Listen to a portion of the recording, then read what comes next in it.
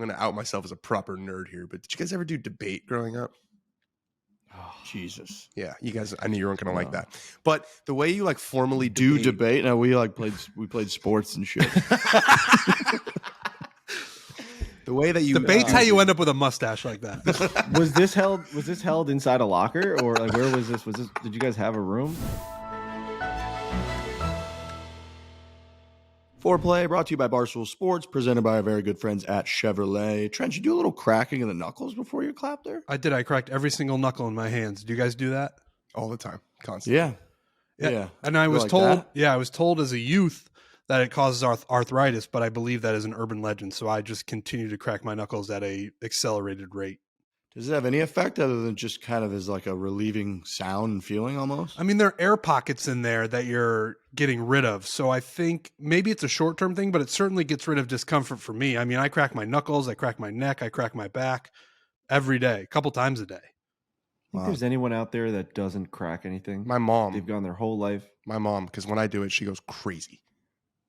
Really? So she's never had the urge to just crack a thumb or just kind of move your back in a way that it just gives it a little pop. You don't crack your back in the morning, wake up, do a nice little twist? Well, I'm asking her. I'm asking your mom. I think some people are kind of like weirded out. It's almost like a sensory thing, you know, like nails on a chalkboard. I feel like it's a human nature thing to want to just pop it. It's almost like your body Do you think tells she's you, maybe I'm hypocritical so far about it at all? along. Do you think she's hypocritical about it at all? Do you think she's like, wow, that's really, but then does it at some point with a knuckle or a bat or something? If she did, then she's one hell of a liar. You got to think that she like accidentally falls into a crack here and there.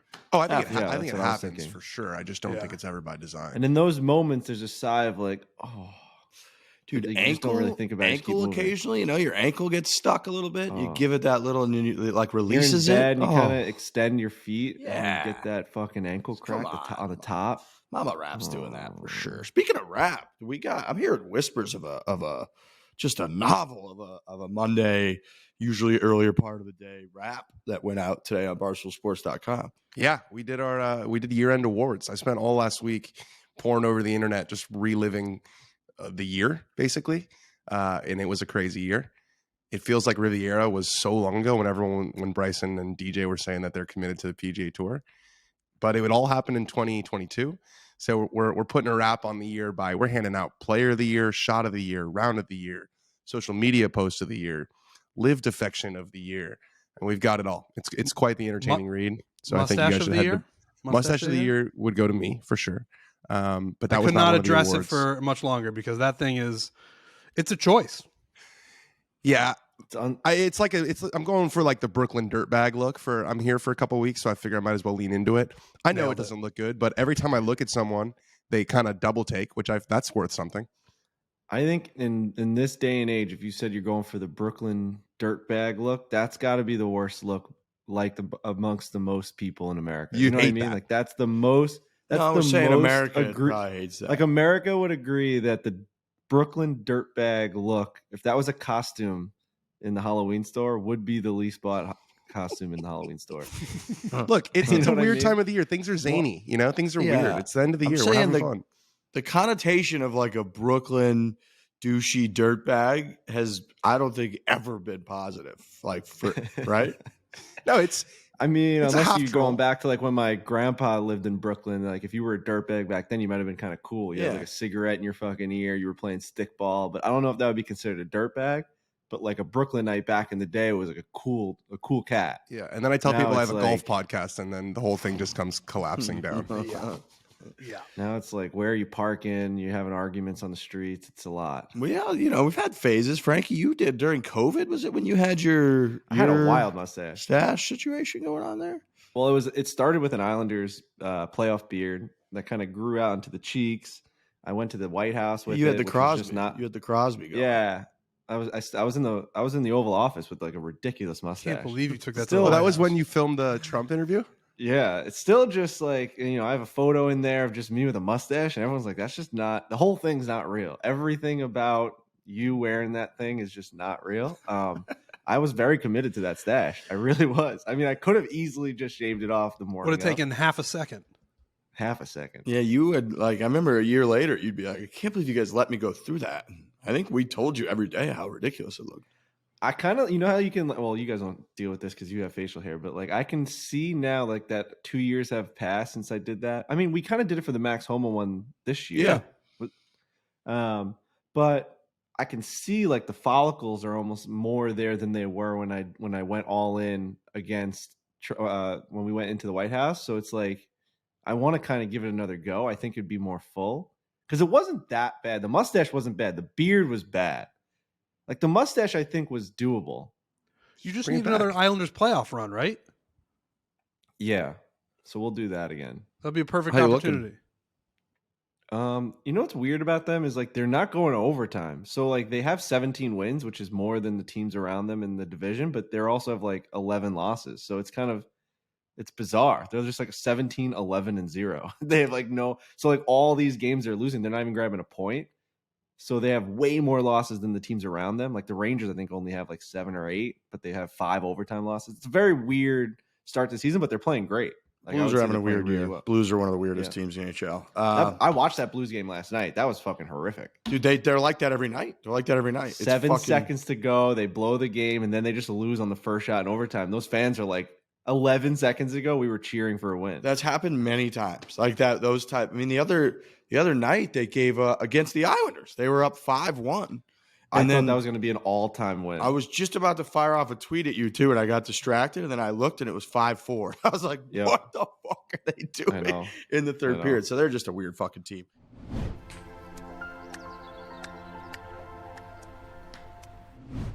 The future, baby. We got to talk about the future. We got to talk about where we're going to be at with vehicles and where you need to be at with vehicles, which is Chevrolet EVs. If you're not thinking about an EV, you're a fossil. You're going to be in the stuck in the past. You're going to be trying to get stuff that's crazy expensive, that has some bad potential roots as to where it came from. You need to be in the EV game. Isn't that right, fellas? Right. We talk about on this show later on about will golf be around in 200 years? These electric vehicles are going to be a big part of that. If we want that to be true, let's get in these electric vehicles. And they're beautiful. They're just like a regular car, except they're electric.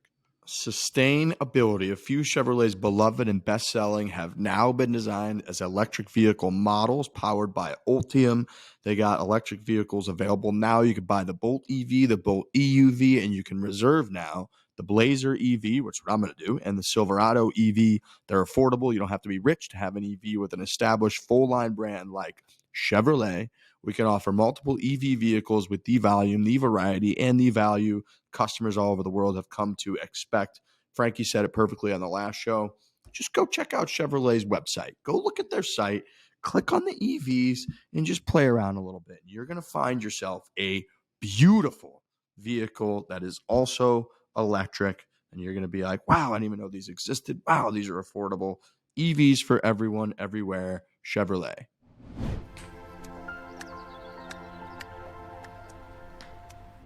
Speaking of teams, we got Justin Thomas and Jordan Spieth against Tiger Woods and Rory McIlroy. We obviously have to get to that. First time seeing Tiger Woods play golf on television in public since the Open Championship where he missed the cut. First things first, overall, I thought the event was fucking awesome. Really I thought good. Under the Lights was really, really cool. Just everything being in the sphere of this Under the Lights new, unique look, I thought was a fucking home run. I was watching with 3 or 4 people who are not golf fans, and they were like, this beats the shit out of the normal golf tournaments. You know, and I think that's an important perspective to get, is like, it's not that we're advocating for this kind of stuff to replace golf tournaments, right? The reason that we care about Tiger Woods and Rory McIlroy and Justin Thomas and Jordan Spieth is because of what they have done in standard golf tournaments. But when you bring, these are the top 4 guys in the player impact program, so at least by one measure, the 4 biggest stars on the PGA Tour, and they're all genuinely really, really good friends. I mean, it's all about the chemistry, and they had the chemistry. These guys are not afraid to give Tiger Woods shit, which will never not be entertaining to watch. It's always going to be entertaining to watch someone give Tiger Woods shit because it's just such a surreal thing that you would probably never do in your life. So I thought they knocked it out of the park. I thought the production was great. It was quick. Just a 9, I would say 9 out of 10. Really good show. I got to be honest, I was on a plane when this was happening. So I saw the clips. I saw everything that happened. It looked amazing. I thought Tiger looked great. I saw the thing with Annika. Yeah, I thought, I mean, it looked really great. And you bring up an important point, Dan, where people who aren't golf fans are into that. So there is an appetite for that. Now the tournaments are not going anywhere. Tournaments? Tournaments. You know what sent me on the wrong path there was British Annika. there for a second? Dude, Annika, the name Okay. Annika sent me on the wrong path for 5 sentences. And then I said tournaments. Tournament. Never. Sometimes you get in those weird modes where you forget what real words are actually sound like. So like I just couldn't even say the word words. I'm with you because this last weekend, last night I couldn't say Hogwarts. I kept saying like Hogwarts. Wait a minute. what you guys Hogwarts. don't realize on these Monday morning, Tuesday drop podcasts is, for the most part during the weekend, I haven't talked to anybody. I've just been hanging out. You just haven't said words, Dude, this podcast is my first go at human interaction since Thursday. So Dude, Trent doesn't know if he's had a voice since Thursday afternoon. And when we throw that take to Trent, anything could come out. You know? Trent, did you talk this weekend? did I talk this weekend? So I flew back. What was that? Was that Saturday when I saying you can leave it at the door to the delivery man does not count. No, because Uber Eats just leaves it. They leave it out. They leave it out at the door. This is incredible, by the way, that we have to think about this. Well, I flew Last time you Saturday. The spoke. match was Saturday, right? Yeah. Yeah. Okay, so I flew, but do I talk to anybody on a flight? No. No chance. That whole day. So I did TaylorMade stuff Friday. I was talking to the guys at the Kingdom all day. And then so I woke up Saturday, didn't talk to anybody. Getting to the airport, got on the plane, didn't talk to anybody. Landed Sunday, I certainly didn't say anything to anybody. So it's probably been 48 to 50 hours since I've opened my mouth and said words. Holy shit. So when I get on this podcast, that's the first time in a long time that I have spoken. You don't talk to yourself ever? Like you don't say anything? I don't know. You don't sing a tune, you don't I mean, I'll just yell like expletives at myself, like when Yeah. when I stub my toe, I'll just be like "fuck." But Yeah. outside the of that, only talking I do to myself is like, good "You're a test. fucking idiot." That's about it. I do a ton of that. Yeah. But What about, do you put music on in your apartment? You got any Yeah. like jing? Yeah. oh yeah, I you, got like, music singing going. I got along? podcasts going. I don't sing along. No, I don't do much of that. I do a lot of self like to myself singing. Yeah, I do some of that. No, I mean I don't. That's very funny that you did not speak for 50 hours. You didn't your vocal cords were not used. Well, yeah, it So makes put sense. on You'd ice. come out a little slow then. That makes a lot of sense. Getting warmed up. Ugh. Match seemed great Well, from what I saw. Match was awesome, dude. The match was great. The visuals were awesome. They nailed all the camera shots of like the ball flying and disappearing into the air. That's one of the more viral aspects of golf media is when you see like some hot chick in high heels like hits a ball into like the absolute Vegas just, won the Vegas Top yeah, Golf. it's just, it goes into oblivion. it's It a just bit goes like- forever. That's almost like that's one of the challenges you have to complete to be an Instagram golf girl. I think is you got to have that high heel shot at the Vegas Top Golf, which so is sick, by the way. This time last year, like when the stealth was coming out, like they gave it to us and we were starting to use it. And I remember I was going to all these outdoor driving ranges and just launching balls into the fucking sky. And I remember KFC like last year was talking to me about a post once. We were in the office and he's like, dude, this person hits the ball. I think it might have been Brandon Walker. It was Walker's like post. hit I a remember ball that. forever. And Dave even tweeted about it.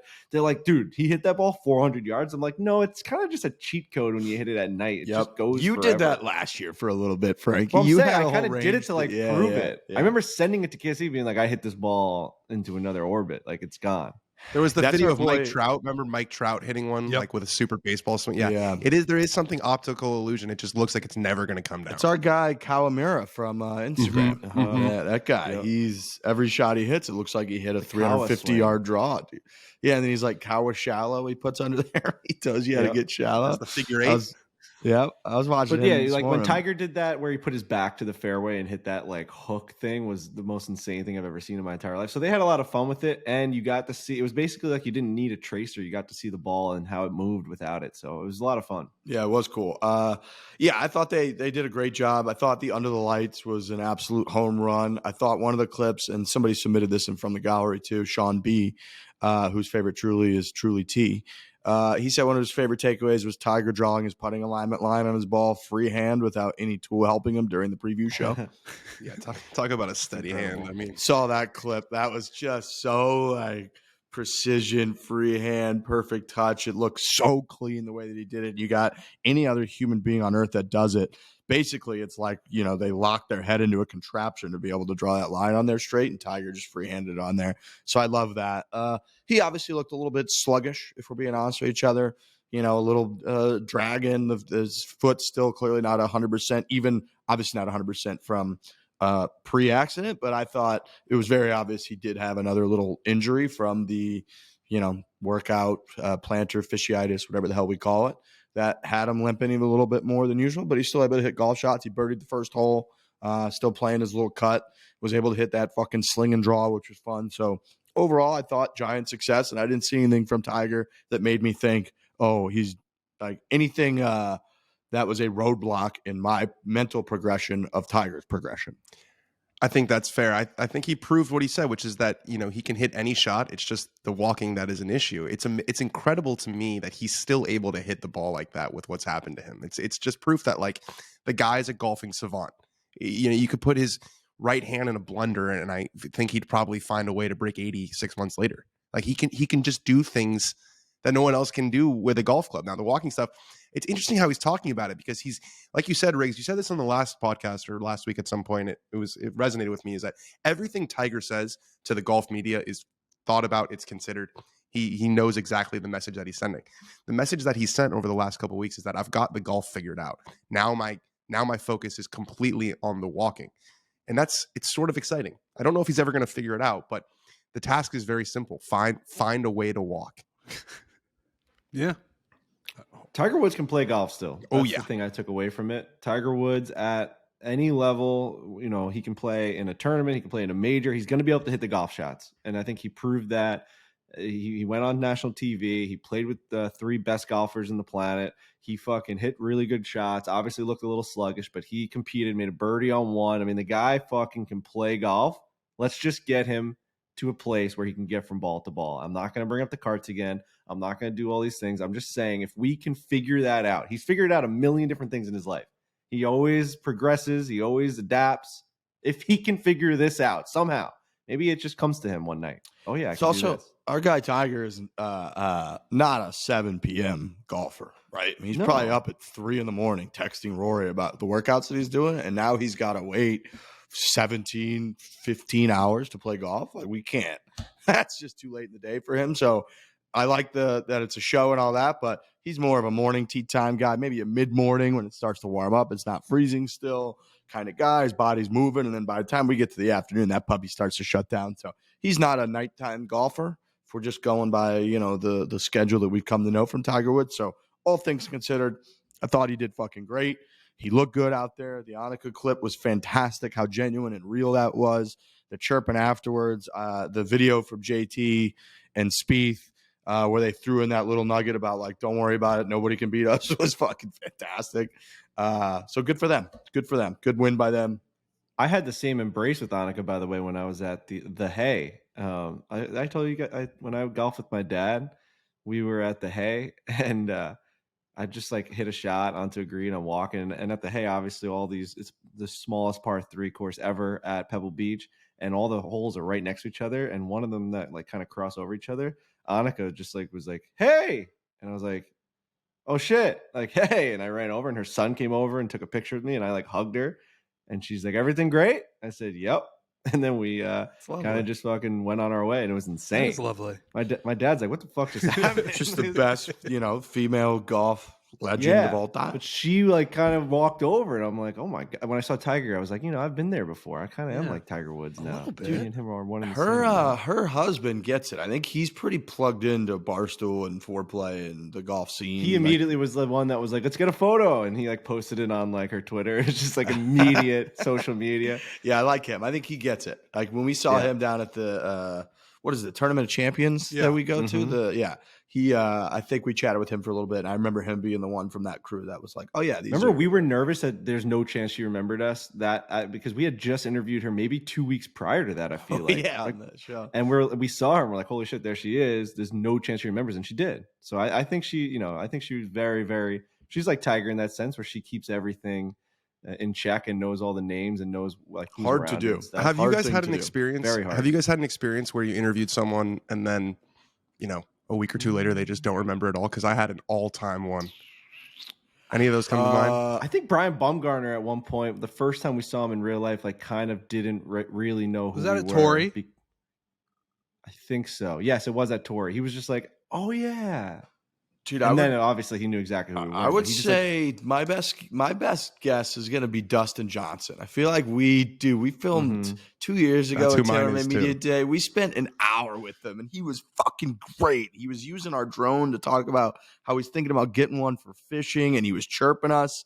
We were like, dude, DJ was amazing. And he actually said later in the day, he's like, oh, there's the Barstool guys again, whatever. And then like 3 or 4 months later, we saw him in a major, stood right in front of him. And we're like trying to give the eye contact signs and just fucking nothing from that guy. I had the exact same experience. Yeah. I went to go do a cover story on him at the Floridian at his home golf course. And we spent all day together. And I thought he was great. And we chatted. I was talking to Claude, doing this whole thing. I write this great story, what I thought to be a great story. Don't think he ever read it. In fact, I know he definitely never read it. And I saw him the next week. I'm going to tell you he didn't read it right now. I know Yes. nothing about the situation. And I walked up to him the next week, and it's literally been like 5 days. So I'm thinking, all right, this guy definitely knows who I am. So I walk up to him in the flash area. I go, hey, DJ. And he just grunts. He just goes, ugh. And that was it. Like a bear. Yeah, it was there was nothing there. He was just fully on autopilot for the entire. I don't think that's that surprising. Right. You So know? with DJ, It was cool. It was kind of cool. It was like 5 days is short, so you would think that maybe he would, but I'm surprised when someone like Annika or Tiger remembers who people are. Like, if I were them, I would be more like DJ, not on purpose, not in a dick way. I meet so many people if I were one of these super famous golfers that I would just forget instantly. It's hard. You only have so much memory up there. Yeah. Yeah, you meet a lot of people. It's fucking shocking they're able to do that at all. So it is very impressive. And I would say like the DJ thing should almost be the normal. I'm like, Yes. of course you don't remember people. And then the other way should be extremely impressive. But overall, great success. I saw Phil even put a little social message out there. He's trying to get a little social favor back. I could tell her. He was like, all my versions of the match has been great. I'm really rooting for Tiger and everyone else to have a great experience out there. So you think will there be a time where Phil returns to a normal level of social acceptance? Yes. Yeah, I think people love a winner. People love forgiveness. I mean, listen, I think Tiger's so, been in too. some depths, and now he's not. So I don't think Phil. I actually wrote about this in the golf the awards post I just went up on BarstoolSports.com. All Phil did was say the quiet part out loud. You know what I mean? Like he didn't. We all know that he felt that way. We all knew about about the Saudi stuff. Phil's not a dummy. He knows what's going on in Saudi Arabia. He just said it out loud. I think people are gonna he also not be as like angry. people know that he was behind the scenes literally drawing up the paperwork for all of these deals with those people that he admits are horrific. Yeah, it's true. And then the whole I started the league. other people, including the PGA Tour, by being like on Instagram, being like these greedy motherfuckers. Like he didn't just say one quote to Alan Shipnuck. Like, Right. He did a lot of shit. I think people know that. I do think true. as It's time some weird- goes, the details become less Yeah. clear and concrete. And in 10 years, whatever it is, I'm not saying it's going to take that long, but certainly in 10 years, people will be like, "Oh yeah, he kind of said some things, but I don't totally remember." But he's Phil, like it's fun. I like Phil. That's what it'll come down to. do you think in any weird world the Shipnuck stuff actually helped like propel Liv into this other category where it was even more popular, and even though it was more politicized and there was negative connotation to it? Do you think like since no bad press is no press is all press is good press. Any press is good press. No, you gotta let him get there on his own, Dad. You gotta let him get there on his own, man. We would have Let been him here just for the next draft, hour. man. No press is bad taking in press? water That's like what- you wouldn't believe over No. there. All press is There's good gotta press. but there's got to be the other side of that, because I've heard the other side of that as a fucking saying. No, like bad press is no press is bad press. Is that a saying? I think it's all press is good press. Okay, I think all it's press no is, press is bad press. Is what I okay. think No it press is. is bad press. Starting to make So my head my hurt. point being, like, it was in the news for months, and it's just like, what is this Liv thing? What did Phil get in trouble for? Like, had it just been a clean break off and no one there was no bad blood in it, I don't know that it would have the same pop. I almost agree with you, but I think the same. Like I think that moment, that Shipnuck moment with those quotes, almost propelled it in that it brought it to a very clear, the lowest and shittiest the negative can get, so that then they could only go up from there. Because there was a lot of like hearsay and people, if Brandel and Eamon Lynch are throwing some negative stuff out there about it, and people are trying to pick up like certain articles and understand certain elements of it, and like, should I be against this? And then it brought it to like a Phil Mickelson said, these guys are fucking horrible. It can't get any like lower or worse, and there's no more speculation about it. And from there, they were able to just kind of be like, oh, he just said it. Okay, all right. And then they just were able to go forward from there. Yeah, it's an interesting point. You're right, though, in that the sort of politicization of LIV kind of started in that moment, and it definitely led to people supporting LIV. There's a tribalism in the LIV support that I don't know existed before. That's very similar to politics. There are LIV people out there. There's some LIV golf rope hats. Yeah, there's LIV people out there, and if you're a LIV person, you probably like hate the PGA Tour and think that people who like the PGA Tour are a bunch of softies or regressive or monopolists, whatever it is. And you're right that those comments went a long way toward drawing that line in the sand.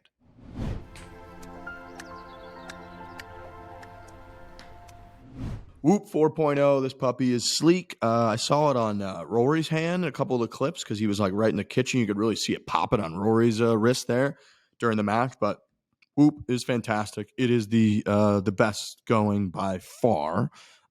Fitness wearable. It's the official fitness wearable of the PGA Tour.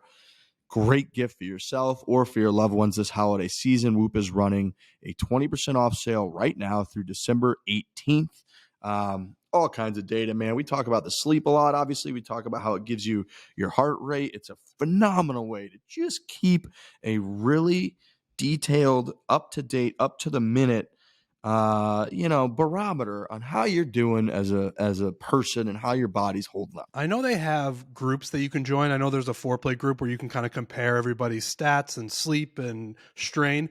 Is Rory's available? Because boy, would I like to see his day compared to mine on a regular basis. I feel like it's probably not. It might be a little bit too personal for a guy as high profile as Rory, but boy, would I love to compare my numbers to Rory, because they would be drastically different.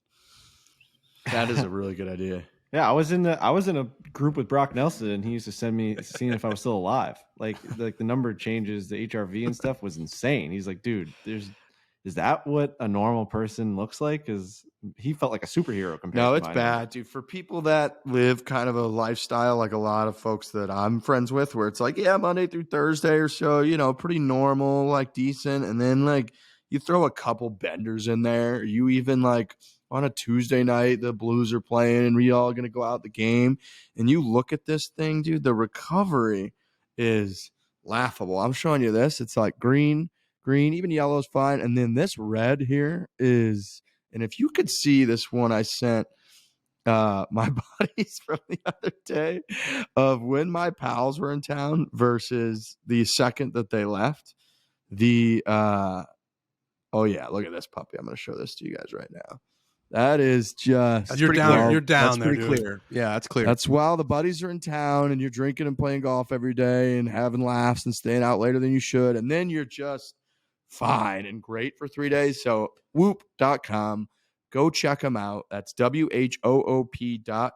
Now through December 18th, you save 20% off on their 12 and 24-month memberships. That's whoop.com. Go check them out.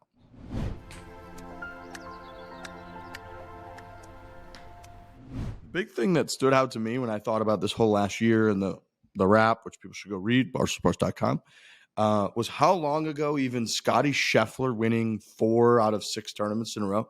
That feels forever ago. And that was, 8 months ago that he won 4 out of 6 times, including the Masters tournament?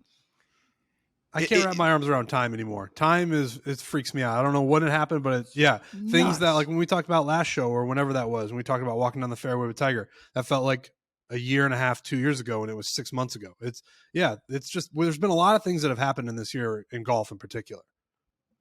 Fucking wild. fucking wild. We got PNC this weekend, so we'll get to see Tiger and Charlie again. I believe Charlie's going to be a totally different golfer. I think that's pretty clear. He's just going to be bombing the ball. Like the first time we ever saw him, he was the cute little guy in the purple who made his first eagle, and he hit that 3-wood from like 200 yards to 6 feet and made it. And Tiger was high-fiving him and hugging him. Now he's going to be closer to just an adult that hits the ball like 300 yards. And yeah, that's going to be shocking, I think. You grow up fast at that age. You just you become if you're going to be an athlete, you become like, this is what you're going to be as an athlete. And I'm very curious to see how far he hits the ball. Dude, Tiger was talking nothing about changes in a year at this point in our age. Nothing. I'm maybe a little fatter and like sloppier, and everything else is just the same. It's so much the same. Things are going the other way. I'm losing hair. I'm getting fatter. Like my body has decided that like we hit our peak like 15 years ago, and it's been a downslide since then. He's at the age where it's like he's going to be able to do things that he's never been able to do before on the golf course. Do we think that he already has offers, or do they not even have like Stanford, Oklahoma? Like is it that is he, sort 14, of 13? You think he is? I think he's 14 maybe. But like if you're Stanford golf, I mean, don't they do that in soccer? Isn't that a thing in soccer where they get guys in like when they're 12 years old? Guys to like academies. Same in baseball. Is it? You get the Dominican Republic kids. Like the Yankees had like guys when they were like 14 years old, and you waited for 5 or 6 years, and you like hear stories about them like hitting 600-foot home runs in the Dominican Republic. You're like, what the hell's happening? Tiger would steer him the Stanford route, but he's his own man. He can do whatever he wants. Dude, I was doing the annual, or every, I guess, 4 years, Wikipedia of Leo Messi, and we'll get into the World Cup stuff, but they did that with him. I mean, he moved to Barcelona and was part of Barcelona when he was like Charlie Woods' age, basically. They had to pay for his growth hormone. Yeah, and then like 4 years later, he plays Messi for was Barcelona or for Barcelona for the first time. So it's like they do that in soccer big time. Messi was like a anemically small child, and Barcelona like paid for medical treatment and stuff. It was like a big deal. Yeah. That's insane. I mean, I'm 9 now. I got to check to make sure that that's legit, but I'm pretty sure. Yeah, let's check that seems like a big deal. Let's see. That'd be like Tiger pumping Charlie full of anabolic steroids right now and being like, big deal. Also, just no way he made that up. Like you can't. That's the most outrageous story to just like. However, his future as a professional player was threatened when, age 10, he was diagnosed with a growth hormone deficiency, as his father's health insurance covered only 2 years of growth hormone treatment, which cost at least $1,000 per month. His Argentinian club agreed to contribute, but later reneged on their promise. Yep, he did it. Yeah, he completed at age 14 while at Barcelona. So he had a disease, you're saying? Yeah, some sort of deficiency, I guess. Yeah. I went through that when I was younger. They're like, this kid might need to go on some like hormone boosters because he's a fucking tiny little fella. And they didn't do it. Just skinny. Leo Messi is still like 5'6" or something, right? Yeah, he's not big. He's still a little guy, but yeah, Charlie Woods will be very fun. PNC the whole weekend coming up. They just play Saturday, Sunday, I believe. So don't get freaked out when they're not on Thursday yet. But must-watch stuff, always phenomenal clips. The mannerisms will probably get resurfaced. I'm sure they'll come out in the same outfit every time, except I think Charlie's just going to look like an adult, which should be very cool. Taking on the Dalys. We'll see if that reign comes to an end. The Dalys are a problem. And the Thomases Thomases are a problem. And the Kordas. Thomas won last year, right? No, I thought the Dalys won last year. Dalys won last year. I think Thomases won 2 years ago. That's right. And Duval is his son just won an AJGA by like 4 shots, so he's a player. Yeah, as well. I don't like when they have the couple other guys whose sons are like also in there stealing some of the like Matt Kuchar and his fucking kid. It's like, I mean, this is about Charlie Woods, right? Well, it's about. I mean, it's about the Dalys and the Woods. That's who it's about. This should be the Daly and Woods annual and the tournament. Thomases. It's like it's nice having just JT. Yeah, but that Tiger. was father's son. That his dad's fucking 70. That's fine. I'm saying when they get like when you get Tim Kuchar, whatever the kid's name is out there, and he's like flaunting his stuff too. It's like, I'm here to watch Charlie twirl and do all that shit. You know what I mean? That's what I'm here for. So I think that's a little annoying. Is that cocky kid playing? I was just trying to think of that name, and I am completely Stenson. The Sinks. The Sinks. The Sinks. Does Stuart Sink and his smiling caddy son, do they play in that thing? I think they do. I think they play, yeah, Reagan Sink. I thought you guys were talking Reagan about Sink. Henrik Stenson's definitely not invited back, but Henrik Stenson's son, remember last year? He was like, he was a machine, that guy. He was He was trying to take Charlie's thunder a little He bit. was hilarious. He's like, my dad That's what I'm sucks. saying. I don't know why he like sucks that. so much. That was No, funny. I always say Reagan Sink just has that. He's just got he's got a look to him sometimes. You know what I mean? He's just like, we're better than you type of look. But I've gotten DMs from his like old teammates saying he's actually the nicest kid of all time. So Yeah, this is one of I've those tried things to where dial it back. you're making assessments on a guy you haven't met, which is Assessment. we've done in the past, and it's no big deal. And then when we finally meet them, I'm sure he'll be a great guy. But he does, I'll be best he friends. does have a swagger to him. Look, I'm saying even about the Kuchar's kid. I'm sure he's the nicest kid in the world. I have no negative towards him. It's all about the production crew. I don't want to see him. I just want to see Charlie Woods. That's pretty much all I want. Because then when you start panning for one to the other, it makes Charlie seem less amazing. I don't want any of that. I want to be in the full hype train for the Woods for 2 days, and then we can go back to normal golf. We only get him like 4 days of the fucking year. That's all I want to see. We talk a lot about Charlie and the expectations that are going to be put on him and how it's not fair, but they're going to be there. And, you know, they're already starting to be there when he's grown up now. I don't think we talk enough about John Daly's son and the expectations that he has. They're Just in like a party setting, you're saying? to a degree. Yeah. Like there's all package, full package. John Like, what Daly's if he just sucks at beer pong? That would, I can't show his face. I would advise him to just not even try to live up to that part of it, because there's going to be that pressure. John Daly's entire persona, he won a couple majors, but outside of that, his entire persona is like, I get drunk, I smoke cigarettes, I drink Diet Cokes, I gamble, I go crazy. Those are dangerous things to put into an 18-year-old head. So I would just advise little young John Daly to just like be John Daly's son, hit it a mile, and like don't try to live up to the off the course expectations would be my advice. Yeah, him being known as Little John Daly for the first 15 years of his life probably didn't help that. And he's going to college now, and you're just like, Same all right, college, man. yeah, he's going to Arkansas. Same college. Like you're going to be Didn't they, your royalty. Just don't do anything too crazy. Within the last couple of years, didn't they say that like they were requested to not say Little John? Yeah, he's John anymore? Daly And- Jr. the second now. Yeah. But I get that. I get that. You don't want to be known as Little John or Little. I mean, I get that. In a way, those expectations are bigger than the ones that Charlie faces, in my opinion. Yeah, big time. Feels like a Adam Sandler, Rob Schneider movie. Just like him being Little John Daly's son, and like, don't make the same mistakes Daddy did as he's like drinking a fucking Budweiser. Yeah, he's like, don't come home, Daddy's drunk. Reminds me of Yeah. Talladega Nights. Yes, yes. That's the father-son situation I see in that scenario. So, John Daly Jr., is that his name? Officially? Yeah, I think it's Junior or the second, something like that. You do really put the expectations game on him when you name him John Daly. You know, it's like that doesn't. Yeah, LeBron James said that like one of his biggest regrets in life is giving his firstborn son his name. Yeah, Insane. Because it's like he like fucking like, I mean, Dave makes this argument all the time. He says that now, even after like he like posts him dunking in like high school and shit. He clearly wants him to be the next LeBron James. Like LeBron James wants LeBron James Jr. to be like the next biggest thing. As Frank Borelli III, do you feel the weight of your father's expectations on you? For sure. it's a good question. 100%. He's Dude, just it's insane. Do you really? grinding You his don't really, dick do off you? at the restaurant all the time, and you're just, what are you doing right now?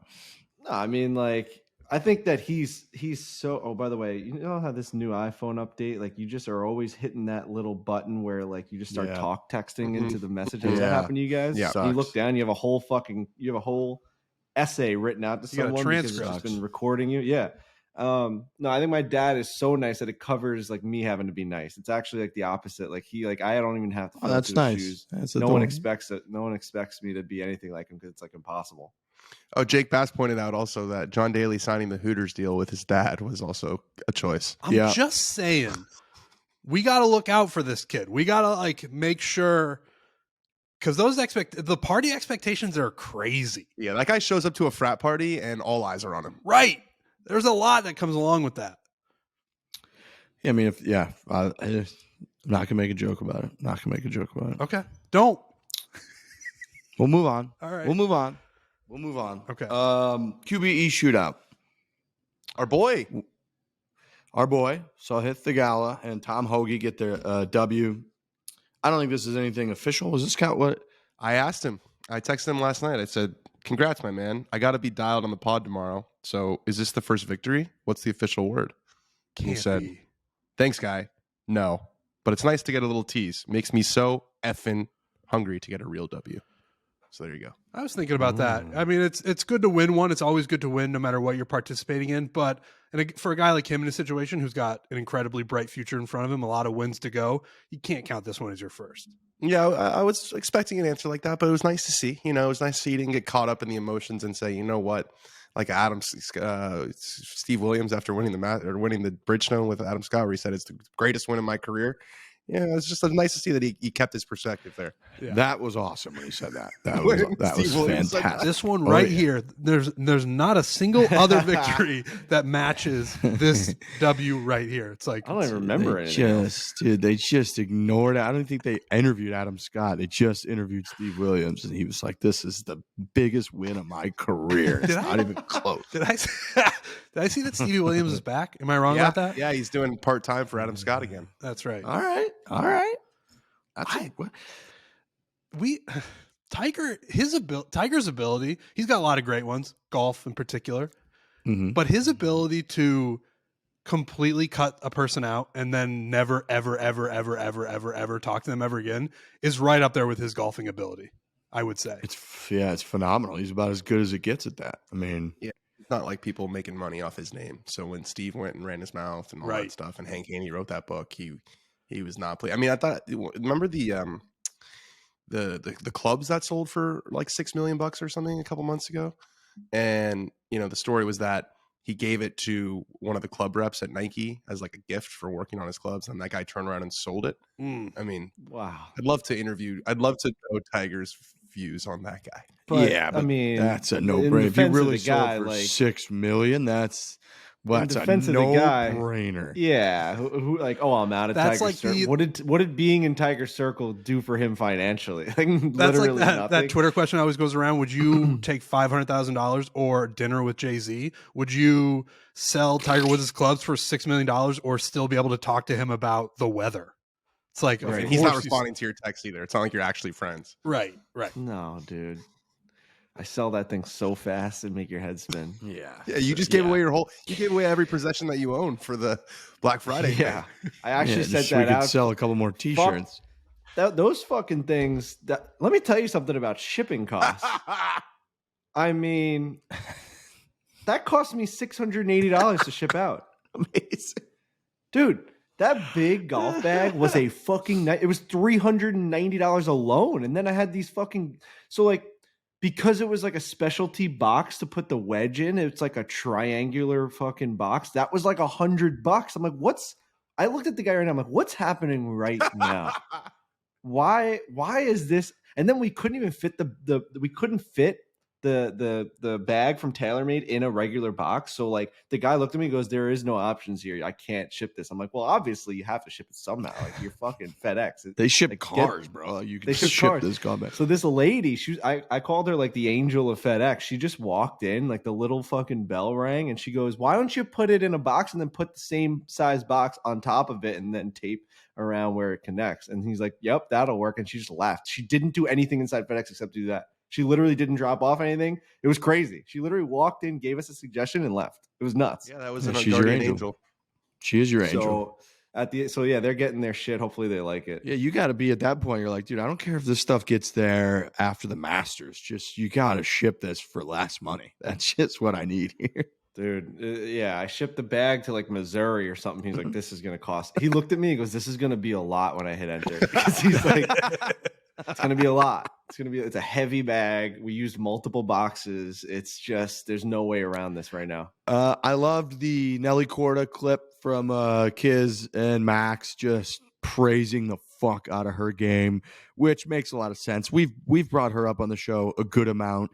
Anytime a big LPGA event comes up and she's in the mix and you get to actually see her play a good amount, she just has what appears to be the most aesthetically perfect golf swing and the most nothing could really possibly go wrong golf swing I've ever seen. And when she's on and she's playing well, which she was, it's just fairway, dart, fairway dart, that clip from yesterday where they're playing like a 485-yard par 4. So she's got a hybrid in to like a back right pin and just hits this with, I didn't see the actual ball flight, but it had to be just this cut hybrid that lips out and goes to like a foot. And so those two going back and forth, Kiz and Max, just laughing at how phenomenal she is and being like, it must be a testament to how good the LPGA Tour actually is that this young woman doesn't win every event by 20 shots because she's fucking unbelievable. So that made me very much believe that even that clip alone made me be like, okay, they're going to make sure they do more or they do some mixed events going forward, because that right there was just like instant vindication of the women's game was really, really cool to see. It's a precision game. It's a different, it's in some ways it's more relatable for people because they're not even, Nelly hits it far, but the average driving distance on the PGA Tour is like 265 or something. It's not like it's not like they're hitting at 320. And so the average viewer can actually pick up more things watching women's golf than watching men's golf. You're never going to be able to hit the ball like Rory McIlroy. You're never going to be able to fly bunkers that are 320. But these women and their tempo and their precision is really something special to watch. They tear apart golf courses. It's the same shot every single time.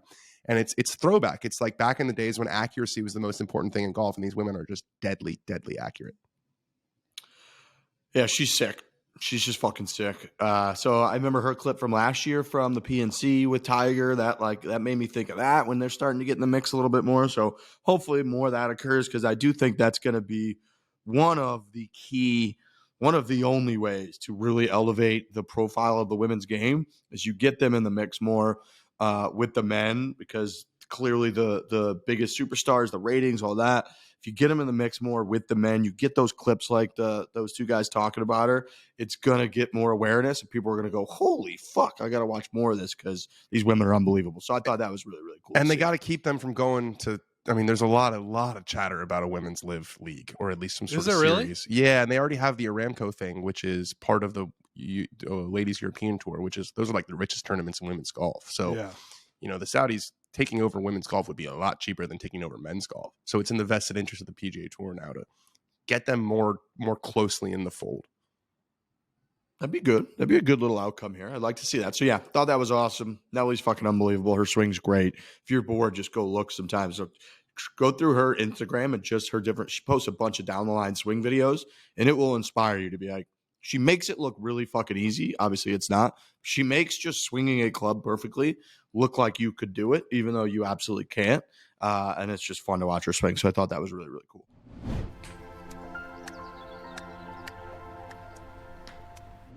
Home, which we discuss on this show actually later on, home should be where you and your friends and family feel safest, especially over the holidays.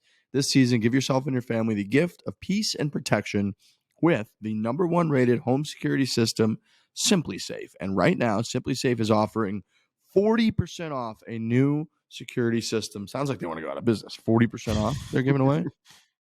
What's this song? Is it Philip Phillips? Is that who sings that? Just know you're not alone. I'm gonna make this place. Yeah, I think that's Philip Phillips. Is he from American Idol? Yes, sir. American Idol, yeah.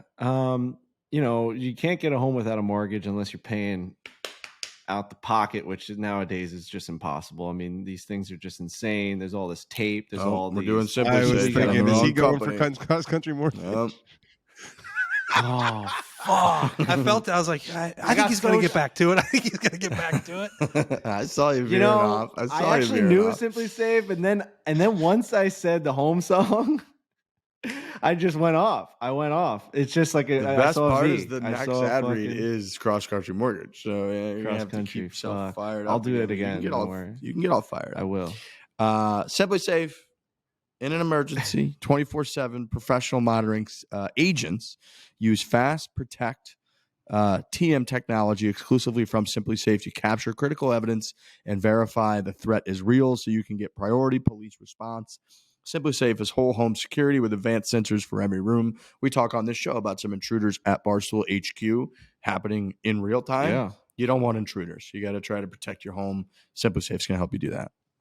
I keep getting a notification. I have a little bunny rabbit that goes right across my backyard SimpliSafe wireless camera, and every day I get a notification that he's just kind of going across the deck, and it's a beautiful 15-second watch. I don't know where he goes. I don't know where his home is, but I know it's in the backyard somewhere. But it's so funny. It's like the last week, every single like 11:30, 12 o'clock in the afternoon, that fucking thing just walks right across. With the top-rated SimpliSafe app, stay in complete control of your system, like Frankie just described. Anytime, anywhere, arm or disarm, unlock for a guest, access your cameras, adjust system setting. We love SimpliSafe, been rocking them for years and years and years. Don't miss your chance for massive savings. Get 40% off any new system at simplisafe.com/foreplay today. That's simplisafe.com/foreplay. There's no safe like SimpliSafe.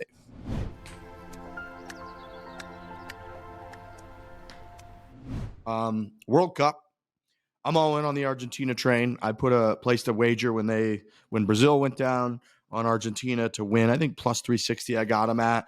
I get pretty caught up in the Messi hoopla every time. And he's essentially the greatest player of all time. Maybe the best way to solidify that whole thing, the only way to really solidify it forever and put it to fucking rest, you win the World Cup. It's obviously not easy to do. I think we went through it. It's only like 8 nations in history have won the World Cup. So clearly not easy to do. They lost in the final. What was that, 8 years ago or so? Been close a few different times. But now we're in the point where they got fucking Croatia in the next match because Brazil went down. So they really are just 2 wins away. They'll probably have to beat France in the final. But you can't really have a much easier road. Plus, they've got what appears to be some other fucking young studs in there. So Messi doesn't have to carry all the load. But regardless, I'm a Messi guy. I love that little motherfucker running around the pitch out there, how skilled he is. That through ball that he had for the first goal in the last game was so unbelievably sick. Kicked it through the other defender's legs. Awesome. So I'm all in on the Messi train. Plus, Argentina, as good of a uniform as I've ever seen in any sport. Classic. It's so fucking good. So yeah, I'm all in on the Argentina train and the World Cup. Once you get to this stage of the World Cup, the games are so fucking intense. So I've been very into it. I'm all in on Argentina. Yeah, as someone that doesn't watch at all and even barely watches when it's on, so every 4 years, and then when it's on every TV, I still barely pay attention to it. I did get into the England game because I placed a wager on England to win that game, and that really set me off for the rest of the day. Like Harry Kane, I don't know much about him. I know that he got them there. I know he's a Tottenham Spur, right? So he's a Dave guy. That's right. Holy shit, dude. Like when you have that penalty kick at the end of the game, you have to make it. I don't care what you've done to get your team there. It's just tough. Like I barely got through the rest of that night because it's just, you have to fucking score there. It's cruel because he's been so great for them for so long. And that's probably going to be the enduring memory. Is it like TJ Oshie in the Olympics where you just send anyone out? Yeah, you can choose anyone on, you can choose anyone on the field. He made the first one. Worse, he made the first one. That was their second penalty. But That's no one's even going to worse. remember that. It's No one's tough. going to remember that. Because I remember in hockey, we had there's different tournaments I think would have different rules on that. So it could either be, depending on the type of penalty shot that was called, you could either pick anyone or it had to be the person that got pulled down. And there are a few different instances growing up over the 5 or 6 year stretch, whatever, where you would get somebody else would get hauled down on a breakaway and they would be like, no. And then they would have me take it. And that was always like, dude, that is the most nerve wracking thing because you're stealing someone else's fucking penalty shot. If you don't score, you're a double asshole, basically. Dude, it was funny. We were at this bar watching the game, and it was for one of our friends' birthday parties, and they had like a theme where it was like you had to dress up in 90s theme or something like that. I didn't do it, unfortunately. I love dressing up. I just didn't dress up. But all these girls were they were the Spice Girls. So it was like 5 of them dressed up as the Spice Girls, and they chose which picture they wanted to kind of replicate. And the picture they chose, one of the girls wore a British flag dress, essentially is what it was. So now we're all at this bar and it's like a private party, but you have to like walk through a very crowded, I'm talking like it was Stumble in the city. So like, whoa, very crowded bar. During the England game, she walks in wearing an England British flag dress. And now like so she's mortified that every single person that's looking at her thinks she's just a diehard. Did she not know fucking- that game was going to be No, on? like no one even thought about it. Like I said, we barely even knew the game was on. That's So a now mess. we're walking through and people are like, oh shit. Like English people are going up there, like picking her up. They're like, what the fuck's going on?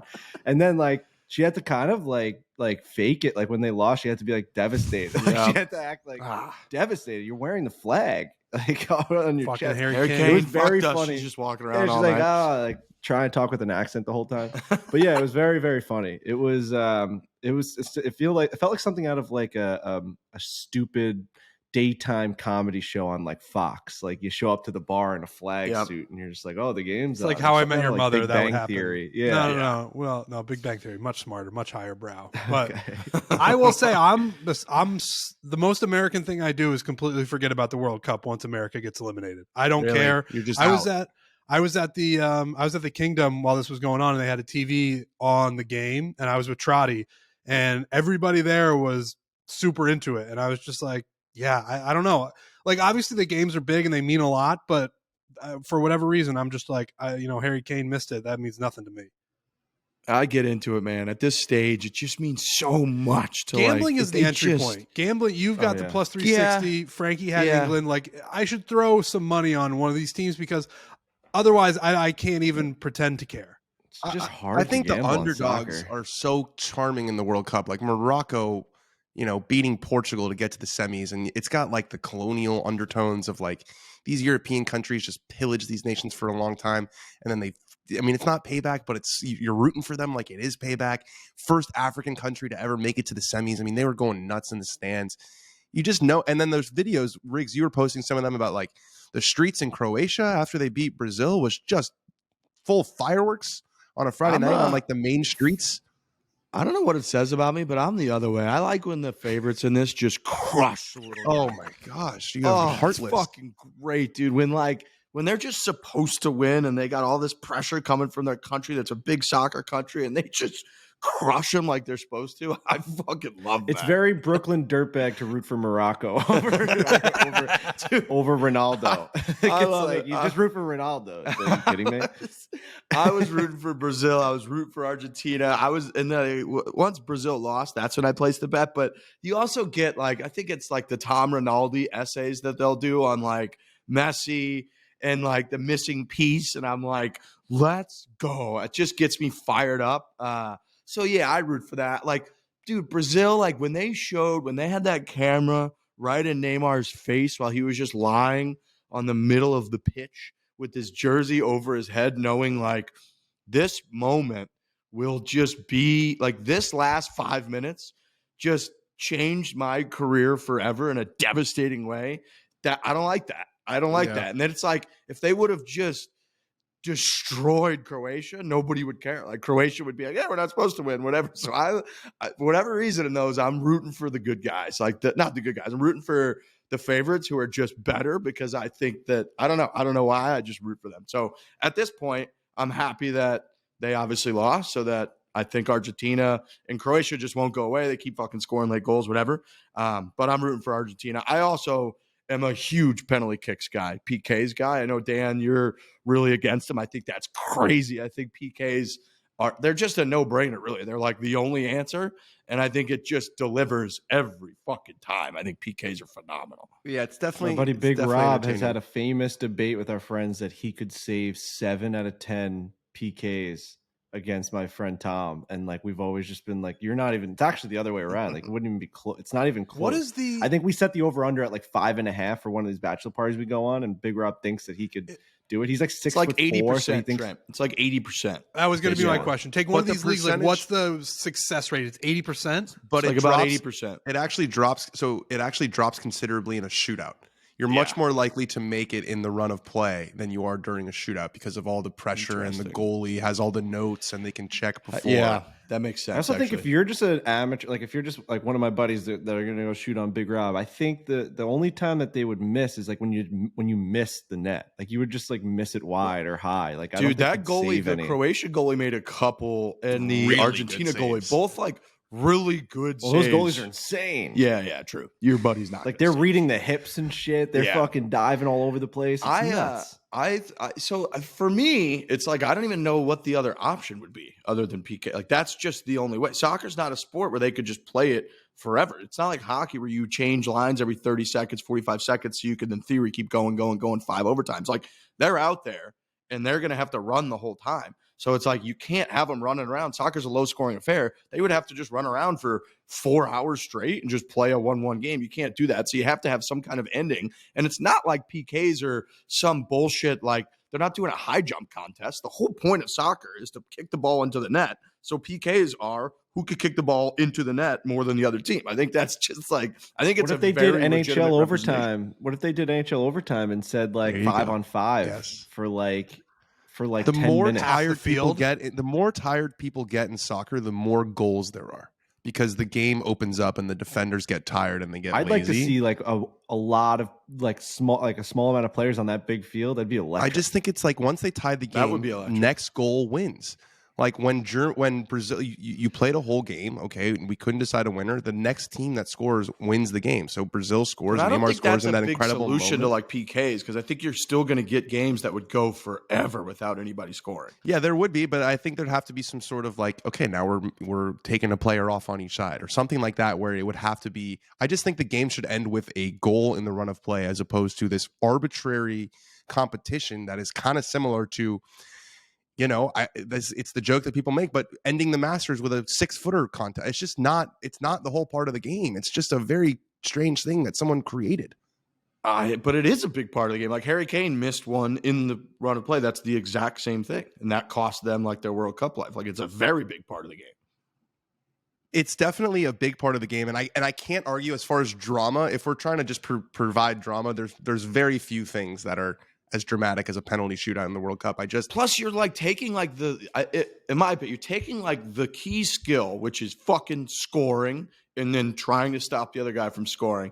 And you're magnifying it under the most intense pressure. And it's who can fucking handle it. And it's not just one, because I think one would be fluky, but it's like, we're going to give you 5 and we're going to take a little bit of the variance out. And you got to go up there with your 5 best guys. You got to see who fucking scores more goals under the most intense pressure. I think it's fucking awesome. Do you make the same argument for hockey? I hate the NHL shootout because it's like not the game they play. It's like all of a sudden you take away all the strategy and defense and getting the puck deep and moving the puck. And all of a sudden it's just like, can Patrick Kane score against the backup goalie tonight 1-on-1? Well, do you think that's better than just saying game's over? No, I think there's sometimes where I think I would like to go back to just getting like both teams just get 1 point. And I think that'd make it for better standings, arguments and all that stuff. Like you just don't deserve that extra point against the teams that won in regulation. You know what I mean? I hate that, but I would love to just see 3-on-3 just extend it to 10 minutes. I think every game would end. Yeah, that would probably be a better way to do it. I hadn't thought like in soccer of if you did pull people off the field, but I don't know, like would people consider that more Mickey Mousey than PKs, or would they? Because in hockey, like that is a little bit like 3-on-3 is it's a little ridiculous. It's like you don't have any chance to recover. It's like you go down, you get a chance, and then if you don't score, basically they go down on like a 2-on-1 the other way. And so it's a little, in my opinion, it's a little bit ridiculous. You still are going down on a goalie, like on a breakaway, but like you have the chance to maybe play some defense for like that second. I understand like it's end on end, but it's like it's just better than the shootout where there is no defender. No, I agree. I think hockey, there's generally more scoring. Obviously, like the fucking over under every game is 6 or 6.5, and the over under every game in soccer is 2 or 2.5. So my issue with I think PKs being like almost the only answer is just that like it's a very low scoring affair and they could just play forever and you can't change players. Like you can't take somebody off and rest them and put them Well, they would have to so they would add more subs for but like if Argentina, I mean if Netherlands was But I'm just saying that you would then you can't, and the fundamental part of the game is you can't have soccer just go for 5 overtimes like you can in hockey. That's happened in the NHL. It's part of the game. It occurs. Baseball, there's a lot more scoring. So you can have them go a couple more innings because it's very unlikely that they're going to continue to tie into for hours and hours. Like somebody usually scores. There's more runs. In soccer, like I was saying, you can't really take people off, so you can't rest. You couldn't rest Messi at all. He just has to run around for 4 hours straight. That's unrealistic. So clearly what they came up with, I think, is obviously is PKs. Yeah, I mean, maybe you could do something where you take a couple guys off. And Every maybe that would 2 minutes, a but- player comes off from each side. Since it's a running clock, they just remove them from the field, and then we get down to 1v1 if it gets down to there. And that would be just insane. Imagine that big field and like 1v1, like the guy just breaks away and he's running the full length of the field with a guy behind him chasing him. It'd be so insane. I mean, I understand what you're saying, that it's not going to end. I just think this was more in the sense of like, I felt like Brazil should have. I mean, you score in overtime, it feels to me like the game should be over. But then you're the best team in the world, and you're playing a team that's way worse than you, and all you have to do is make them not score for 10 minutes, and they couldn't do that. Like that's. But that's I mean, how you could win. say that all you got to do is you don't win in by regulation. bitching about like, right? But you don't win. But my point that is like, you don't win by just being like, oh, we got screwed. They like made us play more against this team that we're better than. Like that's, if anything, that longer thing over a million games, them playing longer would help Brazil, not hurt Brazil. So it's like you're using one thing, that format would help Brazil in a case that like most likely Croatia is going to score on a flukier thing and have to like hold on. Yeah. And that one instance you can't apply to like the entire format of the whole tournament. Like, if Brazil don't like wants to win, they just got to keep a team that's way worse than them from not scoring for 10 minutes. And they hadn't scored all night. I don't like how it looms in the background as sort of like an escape hatch for the worst team. It felt like Netherlands was just parking the bus because they knew that they had the penalties at the end, and then the penalties are basically a crapshoot. I just feel like I think you overestimate the crapshoot too. Like you got to go out and fucking like that's the game. They practice them all the time. They practice it relentlessly. They have all the notes on everybody. Like they know that an enormous percentage of World Cup elimination games come down to PKs. Every team knows that. They don't get like blindsided by it and they're like, oh fuck, this is going to be a roll of the dice. With like 15 minutes left in overtime, they're subbing guys out, preparing for the PK because they know that's a huge part of the game.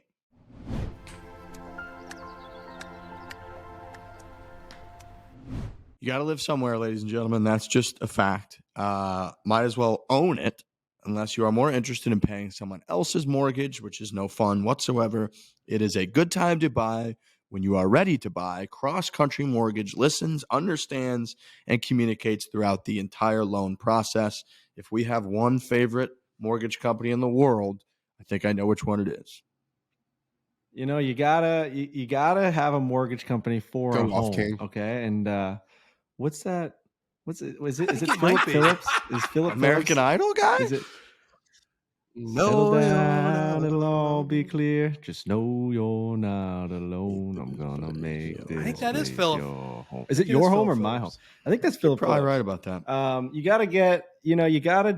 gotta go into this process knowing that you trust the people that are going to take you to the finish line. You have all these other competitors and they're slow. And dude, let me tell you something. When you're buying a house in this market, you got to be fast. And one of the biggest things that CrossCountry Mortgage sold me on was like the second that you guys get an approval from somebody on a offer, you need your mortgage company to be fucking quick, or else if something like goes wrong with the bank and then their process, they'll drop you. They'll just move on to the next one. So getting that approval process and getting CrossCountry Mortgage to be as fast as possible is one of the most important things in this whole process. So make sure you check them out. I use them. They are incredible. I pay them every single month, and it just goes very swimmingly. And I'm friends with them. So stable monthly payments and low to no down payments. Who doesn't love swag? You get a free Barstool and CrossCountry Mortgage sweatshirt when you sign up to refi or to get pre-approval while supplies last. Of course, see if you qualify today. Visit ccm.com/Barstool now. CrossCountry Mortgage LLC, NMLS 3029. All loans subject to underwriting approval. www.nmlsconsumeraccess.org.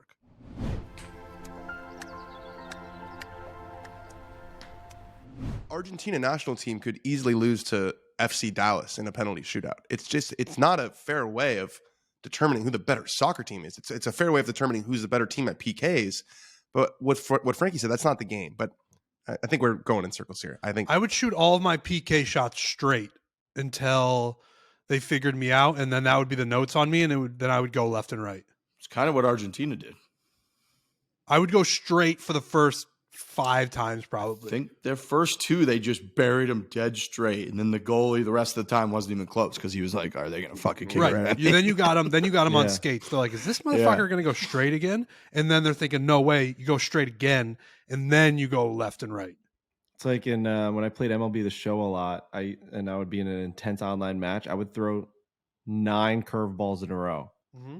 Right? Like the guy might be fouling them off, but it's like, I'm throwing another one, but am I? Right. Like I love that strategy behind pitching where like when I'm watching the Yankees and the guy's throwing like 9, like Chapman would throw like 7 fastballs in a row. It's like, give him another one. Yeah. There's no way he thinks you're going 8. Like doubt needs to start creeping in at some point. That would be my exact strategy for PKs. That's hands down the best. The problem is if you go down the decision. middle and they save it, that is a really brutal scene. Doesn't happen very often, but the guy sometimes will do like most of these down the middle ones I think were hit pretty hard. Sometimes the guys will do what's called a panenka where they do the little chip. And if that one gets saved and the goalie just stands there and catches it, that's a rough one. That's a risk for sure. That was the Zinedine Zidane. Remember, he did that the same game that he did that where he headbutted the guy, but he hit this fucking unbelievable chip that hit the bottom of the crossbar and then crossed the line by like a foot and then spun out of the net. It was unbelievable. I do remember that. The balls to do it's that in a World Cup unbelievable. final is just unbelievable. Oh, it's so ballsy. The keeper went the other way and he just chipped it. Yeah, it was so sick. Messi does that to a degree every time. He comes in a little he waits slow for the and he- move. Dude, he trusts his own instinct to be able to pivot and see which way the goalie's going to go and just kick it the other way. It's fucking I unbelievable. think if I were a goalie, I wouldn't want notes on the guy. I think that would confuse me because Interesting. they know that they read the notes. So I would be the guy who doesn't read the notes and just try and figure it out. I'm a wild card. Yeah, I don't want the Dude, I notes. think I would just kick it as hard as I could at like the left center of the net, maybe, and know you're like with our skill level, you're gonna not hit it right where you're trying, and like you just gotta hit it hard on net, and it's almost gonna go in every time. It feels like We had you a just can't miss the net. You I can't played- Harry Kane it. Yeah, I played soccer growing up, and we lost in the what was our state tournament in the semis. And I was supposed to take the 3rd penalty kick. I was a freshman, and a senior was like, "Dude, you're not taking a penalty," and then he missed it. So Dude, I know Ryan Whitney. shout obviously out talks Jordan about, Mandelbaum, nice penalty, pal. Ryan Whitney talks about Pee Wee Quebec all the time, but we went up to Pee Wee Quebec too, and we were in the elimination round, and I think it was 3 shootouts, not PKs, and obviously hockey, and I took the first one and missed, and I think I cried for like 2 days straight after. It's just the most devastating fucking thing in the world. I grew up. Dude, I got Played a- in fucking Buffalo. I got for the Chicklets Cup. I got tripped. We were down 1 with 30 seconds left, and I got a fucking penalty shot. It didn't even come close. Did you hit the The target? whole arena, I mean, I like tried to like slide it in 5-hole, but like the whole arena was like booing me and shit. It was horrible. I can't relate. I would've grew cried up, if I played a real could've. sport. And what are we going to kick field goals at the end? No, bro. We smash faces until somebody scores again. It is true though about the finality of Those the World games end Cup. in ties. Like the That's a new thing. yeah, it's a finality. It's the No, it's not. finality of the Riggs' World Cup. I think that didn't it's Riggs' dad end in a tie? There's 2 champions. Well, Oh, yeah. In a time. Six. And There's it very ruined his stupid. entire generation, it sounds Still rattled about that. Still long-term effects. It'd be like if Brutal. you missed a 4-foot putt to win the Masters, and then you don't get to play the Masters for another 4 years. I think that's what is like so heartbreaking about it. Is you got a guy like Cristiano Ronaldo, who's like, I just know that I'm fighting a losing battle against time. There's nothing I can do to be fit and be this same player in 4 years' time. And Neymar, I mean, he's 30 right now, so he's at the tail end of his prime. He's gonna be 34 at the next. That's a huge difference.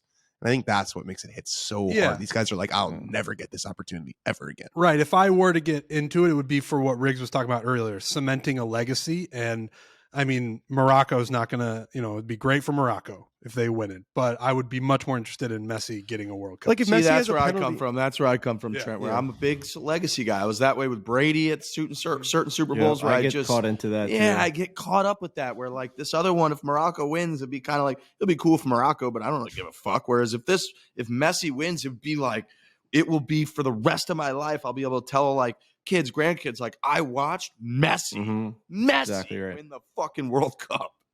Yep, that's exactly right. I say that with LeBron all the time. When he was on that run, everyone hated LeBron. I hate LeBron, like the stuff he does. He drives me crazy. But when he was winning fucking championships, I'm like, yeah, I didn't grow up with Michael Jordan. I'd like to watch a guy win like 10 fucking NBA championships and go on a run. That'd be pretty fucking cool. Yeah. Like I said, the same with Sidney Crosby. Sure, I wanted the Islanders to beat him every single time, but if he did eliminate the Islanders, I'm like, let that guy win as many Stanley Cups as he can, because like that's the only guy that I can say I watched. When you're talking with the other greats, like someone watched Lemieux, someone watched Gretzky. I got to watch Crosby. It's fucking awesome. One of our guys right now is Curry. If you watch Curry just nail threes, I mean, he's the greatest shooter ever and will never be knocked off that. And I would imagine it would be a very long time before that happens. You watch him play every night and it's like, holy shit, man, we're never going to see something like this again. No, that's completely right. That's hands down the best. That's the best guy. And hands down to me is actually a pretty interesting phrase. It's, I always say it. You say that was hands a little down. Smoother than your last one. You say hands down a lot. Time? Hands down this, hands down that. Like, where the hell is that even coming from? Have you ever thought about that? Have you ever thought about where this phrase is coming Think from? about it now. I would guess I wish that somebody it's could like, tell me. I'm gonna guess. I'm gonna Oh guess. yeah, let's get a guess. I'd love a guess. Okay, I'm gonna guess that like, did you guys ever do? I mean, I'm gonna out myself as a proper nerd here, but did you guys ever do debate growing up? Oh, Jesus. Yeah, you guys. I knew you weren't gonna like that, but the way you like formally Do debate? No, we played sports and shit. the way that you Debate's how you end up with a mustache like that. Was this held inside a locker, or like where was this? Did you guys have a room? forget it. No, we want to hear it. No, we want to hear it. We wanna hear it. Don't cry. The way Can't that come you this far. The way that you formally debate is like when you have a rebuttal is you put your hand up and then the judge has to call on you. So I would guess that like a hands down best ever we're not even going to debate this one. The phrase itself came from the horse racing industry in the mid 1800s. Wrong. People used the phrase to describe a jockey who was so far ahead he could relax from holding the reins of his horse up, putting his hands down, and would still win the competition. I really like that one. That's good. That's So a I just good told one. that whole debate story for nothing. Yep. Yep. That's a good one. Hands down. Take a shot at it. Wow. Hands down on the rein. You still win by a large margin, but you don't have to fucking stress. It's just hands down the correct decision. Frankie, we were talking about how big of a liar LeBron is. Did you guys see the clip of him and Marcus Rashford? I don't think so. Marcus Rashford is the guy on England. He's on the English team, and he was on the shop. Oh, and I he was did talking. see that. And he was talking about how he's like, oh, one of my old coaches used to say, put yourself in positions where you're not comfortable. And LeBron turns to Maverick and goes, I always say that's my favorite saying. That's such a good clip. That's my favorite saying. That's my favorite one. It's like, no, I doubt it. He really is. And I mean, Dave has gone. Had you asked him before that and been like, what's your favorite saying? You think he would have said that saying? God. I mean, Dave's been saying. going after him for years, and he's tough to like follow off the court. He just Tough. it would be so much easier if he was super cool, and he seems insecure, which is insane because he's fucking LeBron James. Like, dude, if you just are he is who he is, I guess, and that's who he is. But like, if you were just like chill, like if he had more of a Michael Jordan demeanor, people would be like, this guy's fucking awesome. But the things he does off the court, you're just like, it's too much. Dude, the Godfather clip with him is just. Oh, he can't name a single. What is it? As You good as name it a scene. gets. It's his favorite movie of all time. He goes, "Oh, what's your favorite scene?" He's like, "I just like them all. I can't." I don't know. It's a masterpiece. The whole thing, the whole scene of the movie is The guy great. goes, no, just tell me like one that like stands out. That's like your favorite. And he's like, honestly, I don't know how anybody could really just pick one. And then he's got the Kobe 81-point game. He's got the most recent Migos discography. Migos. I was telling everyone about Migos. Oh my God. Migos was really good. Dude, what is this clip I'm seeing from Barstool headquarters that like two intruders like entered the building during Pick Central and everyone fucking went crazy shooting them out of the building, like pushing them out the front doors of Barstool headquarters. What are you talking This about? is an insane clip. You got to look at it on Viva La Stool. It's I had to interrupt the show for it. It's an insane clip. Fuck. I mean, is that real or is that fake? Hold on. It was the Alex Stein Twitter troll looking for Dave, apparently. Who? Dude, fucking Big Ev is sitting on Pick Central and he puts his hood up on his head and like runs to go get this guy. It's crazy. Dude, it's like our security guards and Spider legit body these guys. Yeah, I'm watching it right now. Yeah, Spider's fucking him up. Bro, our security guard legit is arms around the intruder, throwing Who him is out the? of Is he the just building. like does he seem like a deranged guy? Who's the intruder? One guy's got he's got a selfie stick and a camera. Marty's pushing him out. Pat's pushing him Alex out. Stein. Wow. Who's that? A reporter? Yeah, I think he's gone back and forth. Like, I think he's written like stupid shit and like said stupid stuff about Dave. Remember him, and he like did all those like selfie videos talking about him, like calling him soft or whatever. You don't remember that? That's one I don't remember. And Dave like ended him. Where the hell is this? It's on Viva La Viva. Stool. Viva La Viva Stool. La Stool. This is just a little On look Twitter? into just like Barstool. I don't Barstool's just see a it. different. Oh, okay, there it is. Barstool's just a different world, man. I think people listen to this podcast and forget sometimes that like we're still in that world very much. Like, I mean, that's our office, and it's getting like bombarded by intruders trying to like you know, throw us off our game a little bit, and we've got our legit content employees shoving them out of the door. What other company is this happening at? Spider Zero would be other my first company. pick, though. If I had to choose someone that would spring into action, it would be Spider. Oh, Marty, Spider's a man of Spider, action. Big Ev just pushed him out of the building. Like, physically pushed him. Like, that's their day at work. It's a Monday. Wow. Spider. Yeah, Nobody's Spider better will than fuck Spider, people up. dude. Spider, didn't he throw that one guy out of Rough and Rowdy when he was trying to give Dave and Dan nachos or something? And Spider just took him out. My first interaction with Spider was during the upfronts, and we were all sitting in that room in the back, and Erica's giving her speech. I mean, the guy just bleeds Barstool. Erica was giving her speech about, like, you know, we move product, and I just see Spider in the corner watching it going, fuck yeah, we do. Let's go. He's awesome. I fucking love Spider. Fuck yeah, we did. God, what a fucking piece of shit this guy is, like, running. Have you listened with audio? What is he saying? It seems like he's speaking. I can't tell. We're gonna have to, after the show, we're gonna have to do a deep dive into what just happened at headquarters. But just, there's no better place. I love that place, man. Oh, yeah. Barstool Sports is fucking outrageous, Dude, it's so great. Oh You never know my what you're going to God. get. You never know. Monday afternoon, you got a vlogger barging into the doors, fucking trying to vlog from the fucking door, and you got Big Ev putting his hood on, running out there, bodying him at the fucking doors. Big It's so Ev's a good guy to have in that situation. For sure. Oh my Just God, the send him best. full speed at him. The best.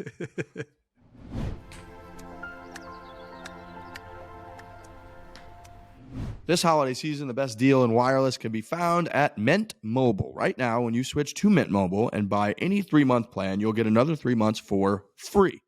As the first company to sell premium wireless service online only, Mint Mobile lets you order and activate from home with eSIM while saving tons on phone plans starting at just $15 a month. Does that sound like a lot of money, boys and girls? It does No, not. sir. No, it sure doesn't. All plans come with unlimited talk and text and high-speed data delivered on the nation's largest 5G network. Once your phone, use your phone, with any Mint Mobile plan and switch easily and effortlessly with eSIM.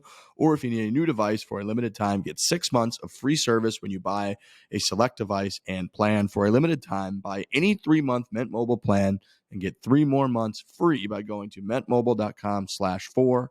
That is mentmobile.com/4. Cut your wireless bill to $15 a month at mentmobile.com/4.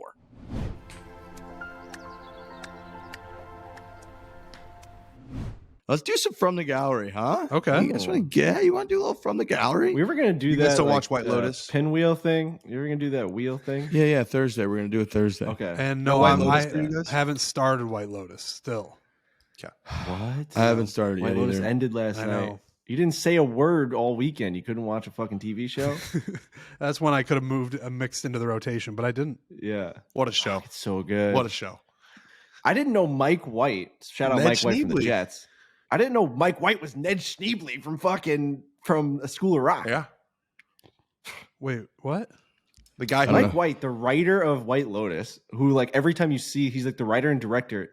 White Lotus is the most beautifully shot HBO show I've ever seen in my entire life. They've got the waves coming in, coming out. The way that they do the music is insane. You're like, who is this cinematographer? Who wrote this incredible script with all these characters? And then you see the picture of him, and it's fucking Ned Schneebly, the actor from School of he Rock. also with wrote Jack School Black. of Rock. He also wrote School of Rock. He also wrote School.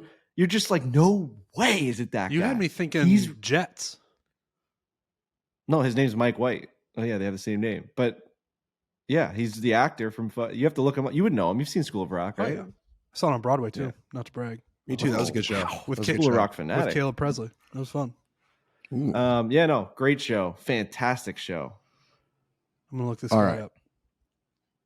up. From the gallery. You guys ready for this shit? Mhm. Mhm. Yep. Foreplay at barstoolsports.com. Send us an email. Title it from the gallery. and we will do our best to get to it. If it's too long, I won't read it. Phil says, when the Earth eventually becomes uninhabitable, why not just do whatever we plan on doing on Mars here on the uninhabitable Earth? Instead of lugging everything over to Mars and doing the same thing, seems like we could really cut out a trip and achieve the same goal. Am I missing something? I like where his head's at. He's making I a think good that point. there's billionaires that are currently doing that for themselves, but not for the rest of humanity. Well, Put me in a little bit of a pretzel when I read that. isn't the Sure. concern that the stretch where it is inhabitable, if we are here, there will be no one to pick up the pieces. Like you would have to you'd have to blast off for like however long the inhabitable thing, like is it a comet? Is it like what I is gotcha. it? And then Gotcha. come back down to the Earth.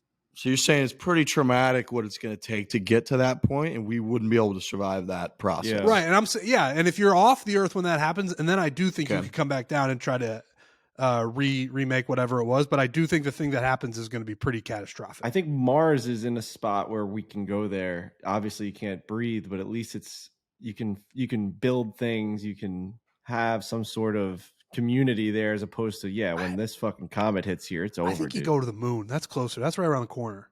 That's like Think so? the house at the end of the street, as opposed to I going think across the Mars country. used to be an Earth, and then they just had some sort of. So Phil, we're telling Phil here that we just don't think we could survive the traumatic event that it's going to take to get to Yeah. uninhabitable. So we need to go somewhere else for a little bit. Right. I'm saying there's going to be a time period where that catastrophic thing is going to happen. And we probably, if we want to survive, we shouldn't be here for that. But then once that settles down, you come back down. And I agree with It's an that. evacuation zone. It's like when there's a hurricane, you go out of your town, you leave your condo on the water, and then you come back to it. Or like Hopefully the damage isn't too bad. Yeah, when a tornado hits, you go in the basement. We got to find out what the space version of basement is. You know, Riggs, a couple of episodes ago, you said we were talking about like the fall of civilizations or something like that. Shocking.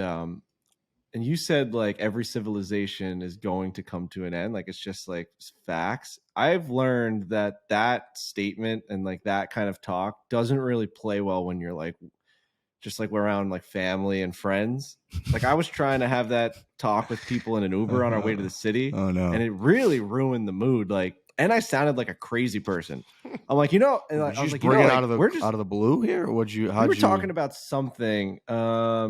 I can't remember what we were talking about, but maybe aliens or space. I don't know. I've really warped my friends into just not talking about like normal things at this point. But I was like, I mean, like America's just like not going to be around anymore at some point. Like we're going to get overtaken by like somebody. And they're just like, what? Like, it's just like a fact that like every civilization just has a downfall. Hopefully it's not while we're here. And the Uber driver's kind of like looking in the fucking rearview mirror being like, what's this guy talking about? Then I'm talking about like China owning all of our fucking receptors and our fucking in our towers. Well, like, it's gonna then you happen started at to get a some little point. over your skis there. But It's just it was doom and gloom, and they're just like, what do you mean we're not going to be a country anymore? Like we're going to get what? I was like, I don't know, actually, dude, there was a great line in Yellowstone last night, which was like those mountains out there have been there for 80 million years. Name me a city on this earth that's going to last that long. And I was like, touche. Like, none of this shit's going to last, man. None of it. So context matter. So I don't know the context of your little Uber ride there, but that's a conversation I'm willing to have. Well, I would also say like we are creatures of the internet and we live on the internet, and a big part of it, and I think Joe Rogan has a lot to do with this, is talking about crazy shit. But then you come across people who aren't on the internet all day looking at, theoretical things that could possibly end civilization, and you take that cold turkey out to the public, they're going to have some things to say about it that aren't in line with what you're trying to talk about. They're gonna be like, what the fuck are you talking? I work all day, I make dinner, I do all these different things. I'm not on there like scrolling Twitter like, I wonder if those UFO files are real. And those people aren't dealing with those things. So when you take it to them, they got to have the introductory period where it's like, what the fuck are you talking about? When you talk to guys like us, it's normal because we look at this shit all day.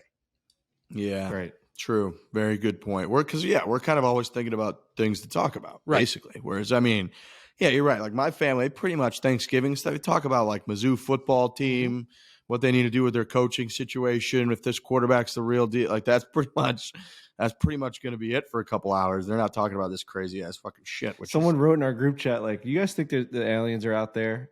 And everyone was kind of just like being like, yeah, probably. And someone else was like, no. And then I wrote a whole thing being like, we should be screaming every second of the day that we're floating on a rock through space. And then I did the quarter in the middle of America. That's the Milky Way. And someone just sent in the gif of being like, just a lot going on over there. Frankie, Just a lot you posted happening. You posted some stuff about the magic again this last week and how crazy. You ever thought that maybe that person's an alien who's doing all the magic? Well, see, the magic is he's the mentalist, and I forget his name. His name is Mentalist Oz, I believe, is what they call him. He came into the Yak at Barstool headquarters, and he did this trick on Brandon Walker. I watched it live with Trent. Trent saw my reaction. I got out of the car, walked out of the car. I screamed, and then I kind of did like a walk around the parking lot. That really fucked me up for a long time. Maybe and that, I said if he's an alien, then that two would, options. Yeah.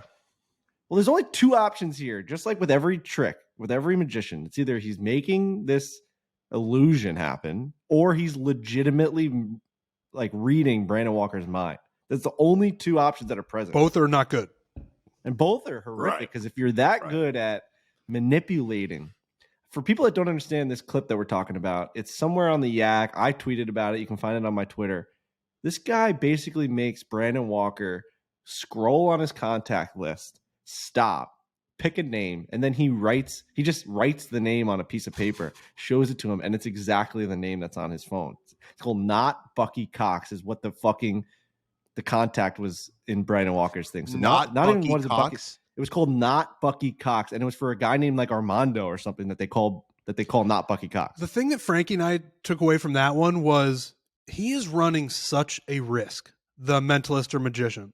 Like if he's wrong, his career is over. Every time he does this trick on a live stream, or I know he's done a bunch of NFL teams, like the cameras are always out. People are always videoing him. And if he fucks up once, he is then the magician who fucked up. He is standing in front of the Yak crew who will tear him to shreds if he screws up. If he says, Brandon Walker's got Not Bucky Cox in his head and he's like, was it Andrew? And they're like, no, dude, get the fuck out of here. You're worthless.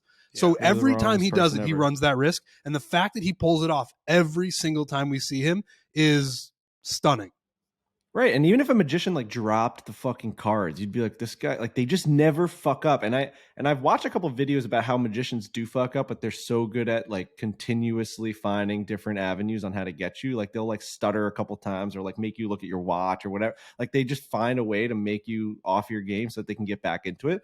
I've seen a lot of tweets that this guy goes up to Brandon Walker's phone, shows him how to scroll, and then locks the phone and then tells Brandon to scroll without looking at it. So when the phone was locked and then it opens, he has a list of names that this guy just looked at.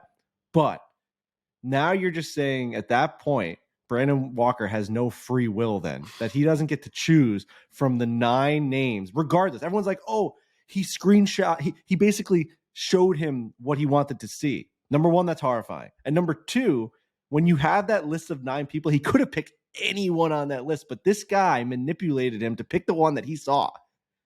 If you watch it back with that knowledge, you can hear the way the mentalist is like, what do you like to do? You like to look at the top? You like to look at the top name on a list? And Brandon's like, yeah, I like to look at the top name. He's like, you like to look at that first name on the list all the time? You seem like that kind of guy. And Brandon's like, yeah, I was looking at the first name. Like he kind of just makes him pick the name that he wanted him to pick. Right. And that's hard. That to me is, and we talked about this the last time this guy blew our minds, but that skill set is scarier to me than real magic. Dude, he should be at a fucking casino manipulating a guy to like roll it right every single time. Like just like figure out a way to fucking make some money off this thing. Maybe he could go to like the White House and be like, just let me in. And they're gonna be like, all right, he can take over the world. He's Obi-Wan Kenobi in the first Star Wars episode. Right. These are not the droids you're looking for. That's right.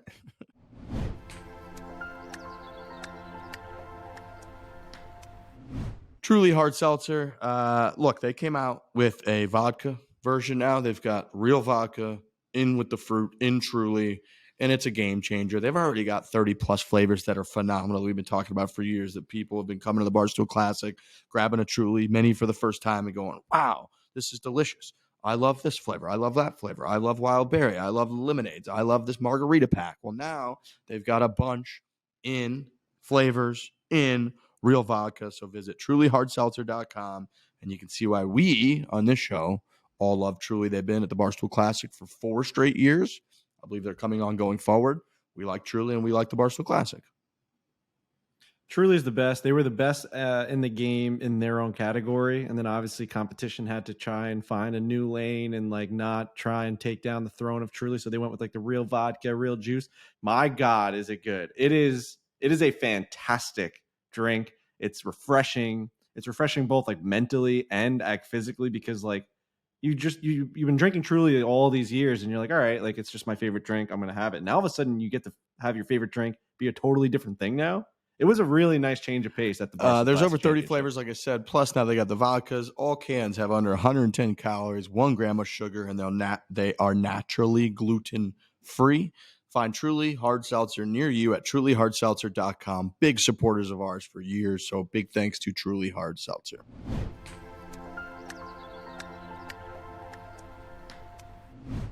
All right, let's go to Nico. Happy birthday, Nico. It's his 21st birthday. Hey. Today, Tuesday, when the podcast comes out, December 13th. Happy birthday, Nico. He said if Augusta Gonna have National... first drink. So it was a 21st. Much like John Daly Jr., just don't worry about the expectations of being 21. Just you be all have right. yourself a good time, man. You don't have to be crazy. If Augusta National ceased to exist, what golf course would you want the Masters to be played at every year? I think they end it. I think you end the tournament. Yeah, I think they're inextricably linked at this point. I agree, but like, let's say an alternate universe, we needed to pick one course to be as iconic where it was played there every single year. What would your choice be? Where it's like we get hyped up, you see all the videos, then walking up to the first tee. What would your choice be? I know my choice is a fucking clear number one. Really? Are you going to say Cypress? Is it where we played the Pebble Islanders? Beach? Oh, Yeah, Pebble Beach came to my mind, but it's so tied up in the U.S. Open, you know? Yeah, but I think in this world, you're just picking like a whole new thing. Like the Masters doesn't exist. I would say Pine Valley. Augusta doesn't exist. So I would say Pine Valley. I think Pine Valley's it's not really associated with any tournament. It's widely considered one of, if not the top golf course in the world. It's like crazy private, which I think is part of Augusta's appeal, is that like you can't just go up and play there. My pick would be Pine Valley. Pine Valley definitely came to mind. So did Pebble Beach. Man. I guess if this scenario exists in a world where Pebble Beach is still a U.S. Open venue, then you can't pick Pebble Beach, obviously. I was just saying if you had to just like wipe the slate clean and start from day one. I think Pebble is probably, I would say if you did like a Family Feud, I think Pebble might be the number one choice. I'd also, if we're living in this alternate universe, I'd almost want to change the perception of it. Like in this universe, the Masters is at Augusta and it's super private and it's pristine and it's beautiful and it's clean. In this other universe, I'd almost want it to be, you take a shitty golf course and just throw a bunch of meaning at it, but you get to watch these guys play it every single year. You know what I mean? But why want a shitty course? Like a Bethpage Black or like something that's like the people's public course. I know Bethpage Black is too nice, but I know what you're saying. Like go the complete opposite direction, like a Muni in the middle of Chicago or something. Right, and every year it's like, why are we playing it here? And it's because there's so much meaning, and it's the Masters, and it doesn't matter what the course is. It matters what the prize is and the history of it. I like that angle. I like that angle a lot. So what's the random golf course that comes to mind? I mean, St. Andrews and Iowa. Right. I was gonna say St. Andrews and Cedar Rapids. Although they Goat Hill Park. Right. You do something in that Jack's Beach Muni. Something. You don't think the Masters is the Masters because of the beauty, though? I know it's because of the history. I think it's two-pronged. But I think the first prong is like is a big prong. It's a fucking I mean, we watch videos of them cutting the grass on the walkway with a scissor, and we're like, holy fuck. I'm not saying it's not part of the appeal. I'm saying I watch that more than I watch the guys like a guy putting on a jacket in like black and white footage, and I like the trees blooming more than I do the putts. You have been living in this universe for almost 30 years now, so that's how you perceive the Masters. I'm saying in this other one, it would have been from the jump. It's like, it's not look how pristine this place is. It's look how shitty this place is, but it's magical to us because it's the Masters. I like that, but I know what you're saying, Frankie. Like that. If we're wiping and starting it clean, I think that would be a cooler place to come from than a super like unachievable place. Right. I don't know. We Like already have the Augusta. U.S. Open, which is moving in that direction of like the people's tournaments, and they're trying to hold it more at public golf courses at Torrey Pines and stuff. I kind of think that the unattainability is part of the Masters mystique. Yeah. I think if you're wiping the slate clean and we're starting from day one and you're trying to attain the same like obsession that we have with the Masters, you have to sort of go with the same ingredients, which is the beauty part. But are I you think. saying that this is in this universe where we end Augusta and now we have to pick a new one, or is it one where we don't even know what Augusta is?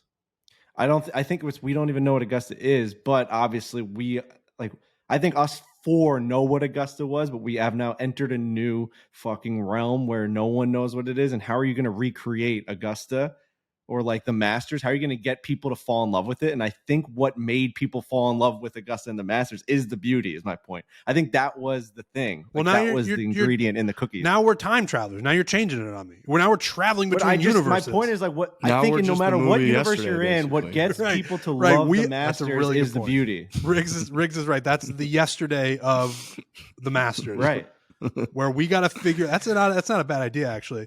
So yeah, then my idea. I mean, All right, I so think not- I would all right, still not even lobby t- for my idea if we were doing Not that. even time traveling. I do think that the beauty is what ends up making us like that one tournament more than the other ones. We is my basically point. like if we were in that movie, if we were the yesterday of golf of the Masters, we would basically have Tiger Woods team up with like Gil Hanse, and then they would go create a golf course on like an old plantation in the South somewhere. And then we would make it really exclusive, and we'd invite like 35 of the best players. And then somebody in like year 2 or 3 would hole out from like 235 yards. Mhm. And now we've got ourselves a new Masters tournament. It's an interesting question that went in a lot of different ways. That was a good one. That was a really good one. Good job, Nico. Happy birthday. Can you guys say happy birthday to Nico? Happy birthday, Nico. Happy birthday. Fellow Sagittarius. My birthday's on Sunday. My mom's birthday Wow. was yesterday. Happy Nice. birthday to Oh, Joy. Happy birthday. Happy birthday, Joy. Colby says, do you think golf will exist in 200 years? If humanity exists, then golf will exist. Maybe. The only way it can go the other way is if enough people like golf in its current form. I think there's enough people who are like, why are we using all of this land Totally. for golf And all courses? this water. They talk Right. about it a lot here. Like, It's what a are we- resources issue, and it's people being like, why don't we use this land for something that's not made for 100 people a year to play? Yeah, but I think it's going to be a struggle because I think golf is going to get so big at some point. It's still small. It's if you growing. think about it. It's not even a top 4 golf. It's not even a top 4 sport in America. It's Like, definitely a top 4 golf sport. It doesn't have enough like juice right now to be called a major American sport. Like, it's not the thing that everyone plays in high school. But I think this generation, like our generation for sure, fell in love with it more than the ones before us and then before them. I think like our kids will become obsessed with golf because think about how many young kids right now are so obsessed with golf after the pandemic and it was the only thing you could do. I mean, TikTok now, golf is huge. All these young YouTube brands. Dude, think about generations now. Those kids become grandparents, their kids. Golf is just a part of our lives more than it was 20, 30 years ago. In 200 years, it could be a fucking juggernaut. Like an absolute juggernaut. It's just about if they can keep fighting the good fight with keeping the course. Right. I do think it's for golf's advantage that a lot of powerful people are into the game. And it's in golf's advantage, I think, that it's not a contact to the head sport. Mm-hmm. A big part of it too. Yeah. Those are going to go out. I think they're going to start to phase out. And I think that it's going to be a resources issue and it's going to be a humanity still existing issue for sure. And it's going to be like the USA and our allies need to continue to win militarily because I don't think that like bad guys that really don't like us are huge golfers. I was just going to say Putin, Yeah. I don't think does not like golf. And I think Xi Jinping is also not a big fan of golf. But we got MBS on our side, at least temporarily. I don't think Middle Eastern countries are huge golfers. So I feel like if Saudi anybody who realistically we could lose to, I don't know that golf would be looking great. So yeah, those are the biggest threats to golf. Edvin Edvin says, is Frankie inviting Tiger Woods to his wedding? Send an invite to him. I mean, fuck, I'll send an invite. Anyone got an address? Imagine If he you showed can up. get his address. Can you get Jupiter Tiger Woods' Islands, address? Florida. I don't think you can get his address, but it's on Jupiter Trent and I Islands. were in LA. Trent and I were in LA with some time to spare before we had to do something. We were in LA with Riggs last week, and we had to do something. we just like had like 2 hours. So I just typed in celebrity addresses, and we were just gonna go try and drive around and like see like big houses and stuff. Turns out you can find a couple of them. Like, There's a whole thing like Star Tours is a tour Right. that you can get on. yeah, Our- you can definitely find a couple. Our It was like Leonardo destination, DiCaprio's our destination in the mansion West GPS Hollywood. was Hollywood Hills, and then once we got there, well, we actually didn't end up having time to do it because LA traffic is so crazy that we did not have nearly as much time as we thought. By the time we almost got there, we legitimately turned right back around because we had to go to that thing we were doing. But yeah, you can go to the Hollywood Hills and then Google celebrity addresses, and you can go see them if you want. I know it's like it's the hot thing to do to like shit on LA traffic, especially coming from New York. It's like very hypocritical because we have crazy traffic New York's in way New York. worse. I disagree with That's that. just the biggest lie I think that's ever. wrong. And Bro, I'm a, if You're an if you LA have guy to and I'm a New actually York guy, so drive- we're not going to agree with this. If you have to actually drive, that's the one thing about New York is that you usually don't have to drive. If you actually have to drive, getting into New York City is way worse than getting anywhere in Los Angeles. But that's just not true. Like the most, like there's always like a most traffic that could possibly be there type of time frame. Like for me, if I get into the city from all the way out here on Long Island in Suffolk County, it takes me with no traffic 49 minutes or 50 minutes. But I know that like even at the dead of fucking rush hour, the most it could take me is like an hour 45. Like it just caps off at some point. LA legitimately turns into a parking lot. I mean, dude, getting to the airport the other day at 5 o'clock, we left the airport at 5 o'clock, rush hour. 21 miles took 2 hours and 35 minutes. 21 miles. it happens. That's in like New another York, too. world. it was Like, crazy. It took me an hour and 10 minutes to get back from JFK to my apartment in Brooklyn. And it's just in New York also, or in Los Angeles, you have other options. I feel like there's more.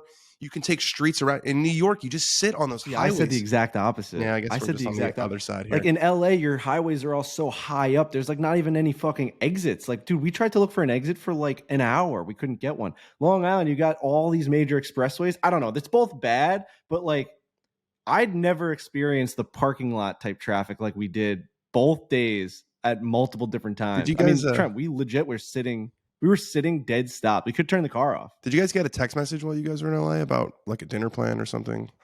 You guys, it probably came across your desk and you guys probably just didn't see it. Well, we were in traffic. You're stuck in I wasn't traffic. getting any fucking Right. service. Okay, got it.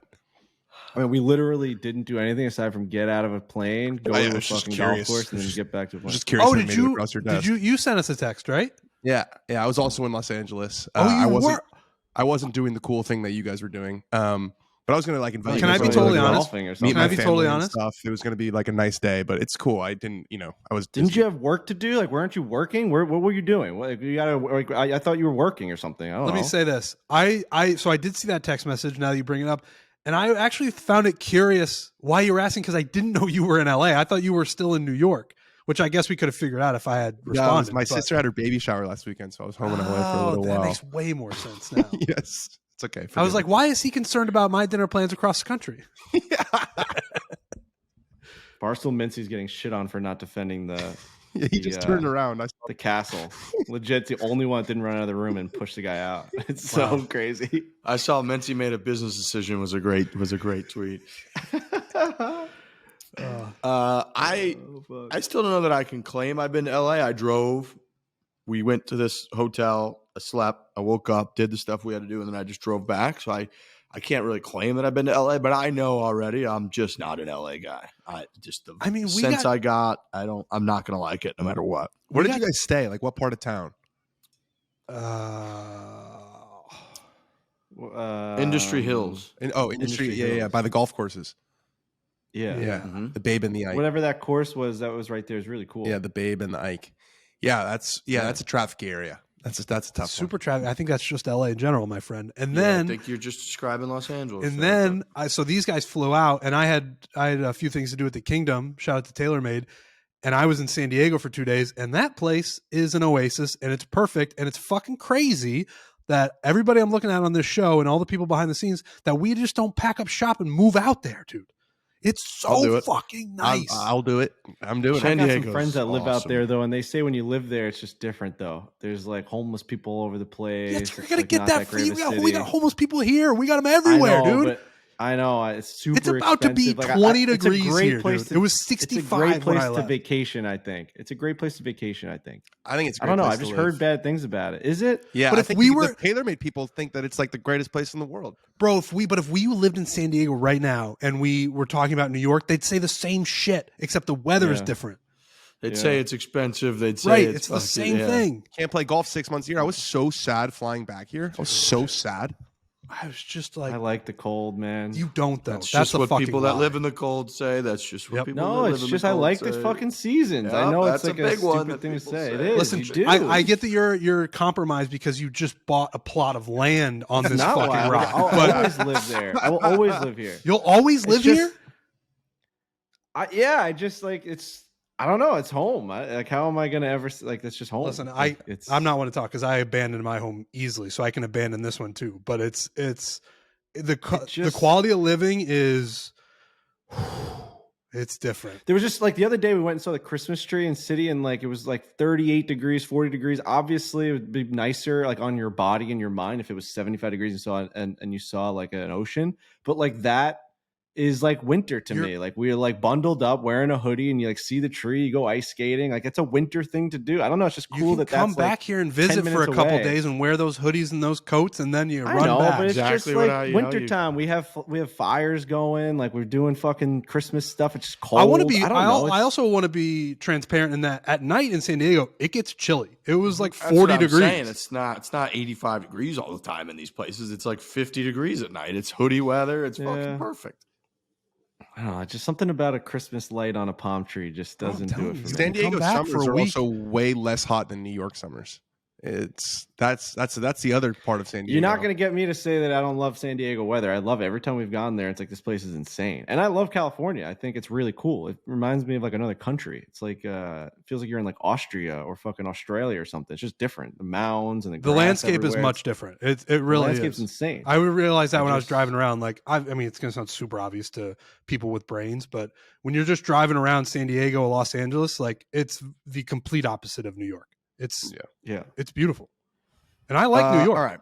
We got a couple things to plug here, and then we're done. We got Breaking 90 comes out tonight, 6 p.m. Holy shit. Eastern time. Is this so the one better with get your Tillery? fucking work done, Frankie Borelli. And then Thursday, Myrtle Beach, final episode, TPC Myrtle, which is a fantastic track, 6 p.m. Eastern time on Thursday evening on our YouTube page.